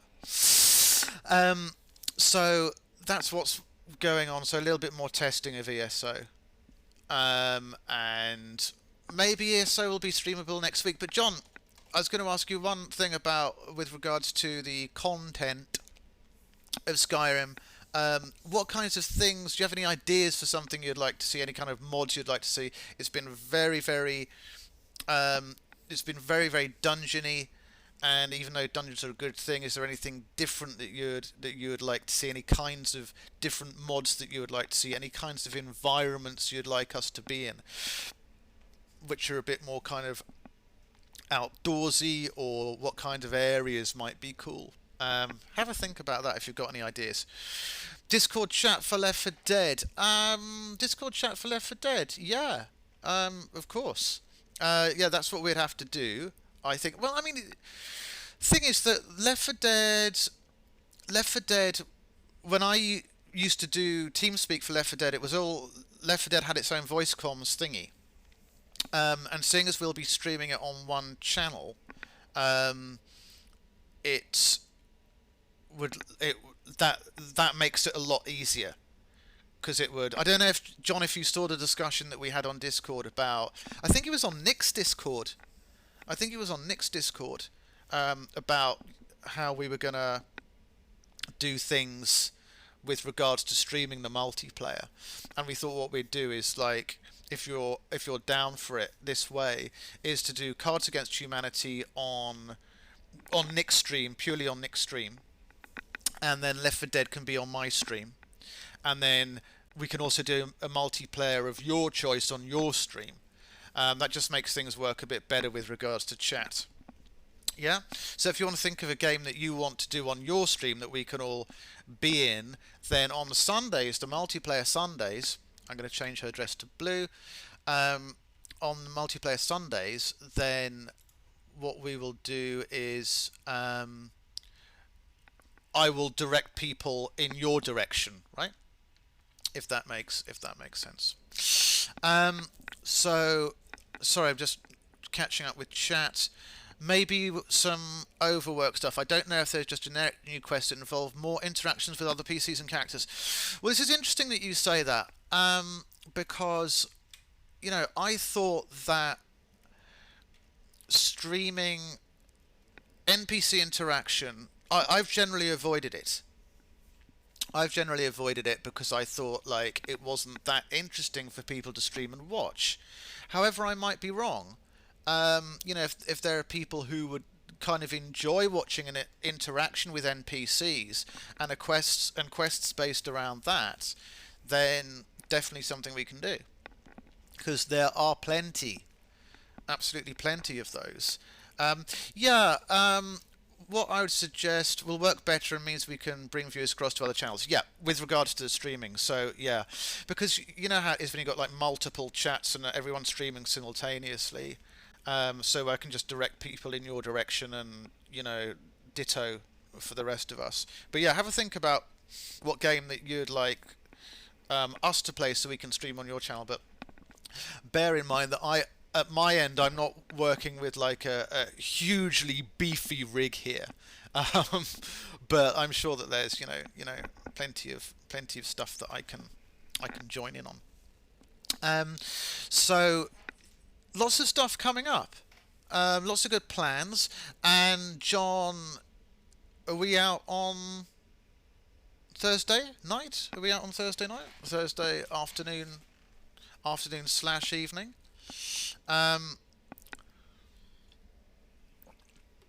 Hopefully we can have a couple of beers and chat about ideas for streaming and life in general going forwards. Yes, it'll be an earlier start in the day. It will be an earlier start because we've got to fit it in line with the protocol, right? If you get my meaning. We'll probably kick off around 3:30. Fuck me, you mentalist. Okay, that's fine. But I know you know what I'm talking about, right? Nick says, Nick, mate, I don't know if I've ever played Uno. I don't know, that was something which you suggested before as well. And it might work. I know in the US, yeah, fun. Do we prefer the blue dress or the red dress? I think we got a green one as well, actually. Do you have a green one? I had a green one, but maybe this was in an earlier build or something. But you'll just have to imagine the green one. It's an awesome one. So you only have to choose between the blue and the red at the moment. I prefer the blue personally. Uno is a shout. You down for that, John? Down for Uno. Cool. We could do that. We could do that. I don't know how to play it, but I'm sure I'm sure it's not hard for me to learn how to play Uno. But I know it's like well popular in the US as well. So that's a good shout from Nick's side. I don't know if that works through Tabletop Simulator or whatever it would work through. It would probably be good if it worked through Tabletop Simulator, because that means there'd be two games that we can play on it. So it's a good kind of interlinking of different things that we've got going on. That's cool. But thank you. I'll check out Tabletop Sim. Yeah, see if we can get it through that. That'd be cool. And that kind of goes nicely with the theme of sort of multi-game theming of your channels. Of course, I'll be streaming Left 4 Dead, which is in the theme of the sort of darky side of this channel, so that works kind of nicely in that way as well. I think it all's coming together rather nicely, personally. Oh no, is easy match number or colour. Do you think I can cope with it, Nick? Do you think that I'll be able to get my head around it? Who knows? I'm sure there's a possibility for error, but maybe it's a marginal one. So that's really about all we've been chatting for 20 minutes now. That was a quick 20-minute chat. But we also get some Tomb Talks coming on, and at some stage Jono redeemed Hydrate for 100. John, don't forget, and Nick, don't forget that a lot of the sound alerts are now free. Remember that I made a lot of sound alerts free, and a lot of them are also very cheap as well, like very, very cheap. So yeah, exactly. Where would we be without squid sounds? So you just have to use your own imagination about what's going on there. But it's all thematic. So yeah, thank you very much for the raid, John. Like, really appreciate it. And also we've got everyone who's new here. Please follow the channel. We're a heavy sort of dark fantasy based channel. Oh wow. Stream a lot of Elder Scrolls. We'll be streaming multiplayer stuff with John and Nick, some horror stuff, some gothic stuff. The name of the channel gives you an idea of the kind of stuff that we do. And I'm really pleased that you raided, John. And there's a moth somewhere that you can. Oh, it's one of these blue butterflies, which I don't have the heart to capture. And that's all I have to say. Thank you very much indeed, and we'll be back tomorrow night. I'll look into your suggestions about the kind of mod that we can do Skyrim tomorrow night, testing of ESO, and then ESO, if it works, maybe able to stream it next week. If not, well, we'll sort of compartmentalise our Skyrim play. Not streaming tomorrow, so I'll see you there. Thank you so much, John. Thank you. I'll see you tomorrow, and I'll see you in person on Thursday. Nick, thank you very much. So thanks to John, thanks to Nick, thanks to Xin for being Xin, thanks to Pellock, who's been here for a lot of the stream as well. Thank you to Ripex. It was really good to have you here as well. Thank you to Mr. A. Grant, who popped in but who's no longer here. And thank you to Scoopy Doopy who was here earlier on and gave us some very interesting insights into e-security and his own theories as to what went down with regards to Facebook, Instagram, and that lot yesterday. That was a very interesting part of the stream that we had a chat about earlier, which you can check on the VOD because he is an expert on e-security, and I don't use that term lightly. And also thanks to Fett, who was here much earlier in the stream, and I will listen to that album, I promise, that we discussed. So that's about it. Thank you very much to everyone who's here, and we'll be back tomorrow night with more Skyrim stuff at 7 p.m. UK time. So thank you very much to everyone. Oh, join the Discord as well. Join the Discord, which is linked in the About page, or you can see it in the left-hand corner of your stream as well, for more chats about gaming and film and cinema and food and music and some NSFW stuff as well. If you're into that, if you're not, you don't have to go to that bit. Thank you very much all, and I'll see you tomorrow night. Have a good evening.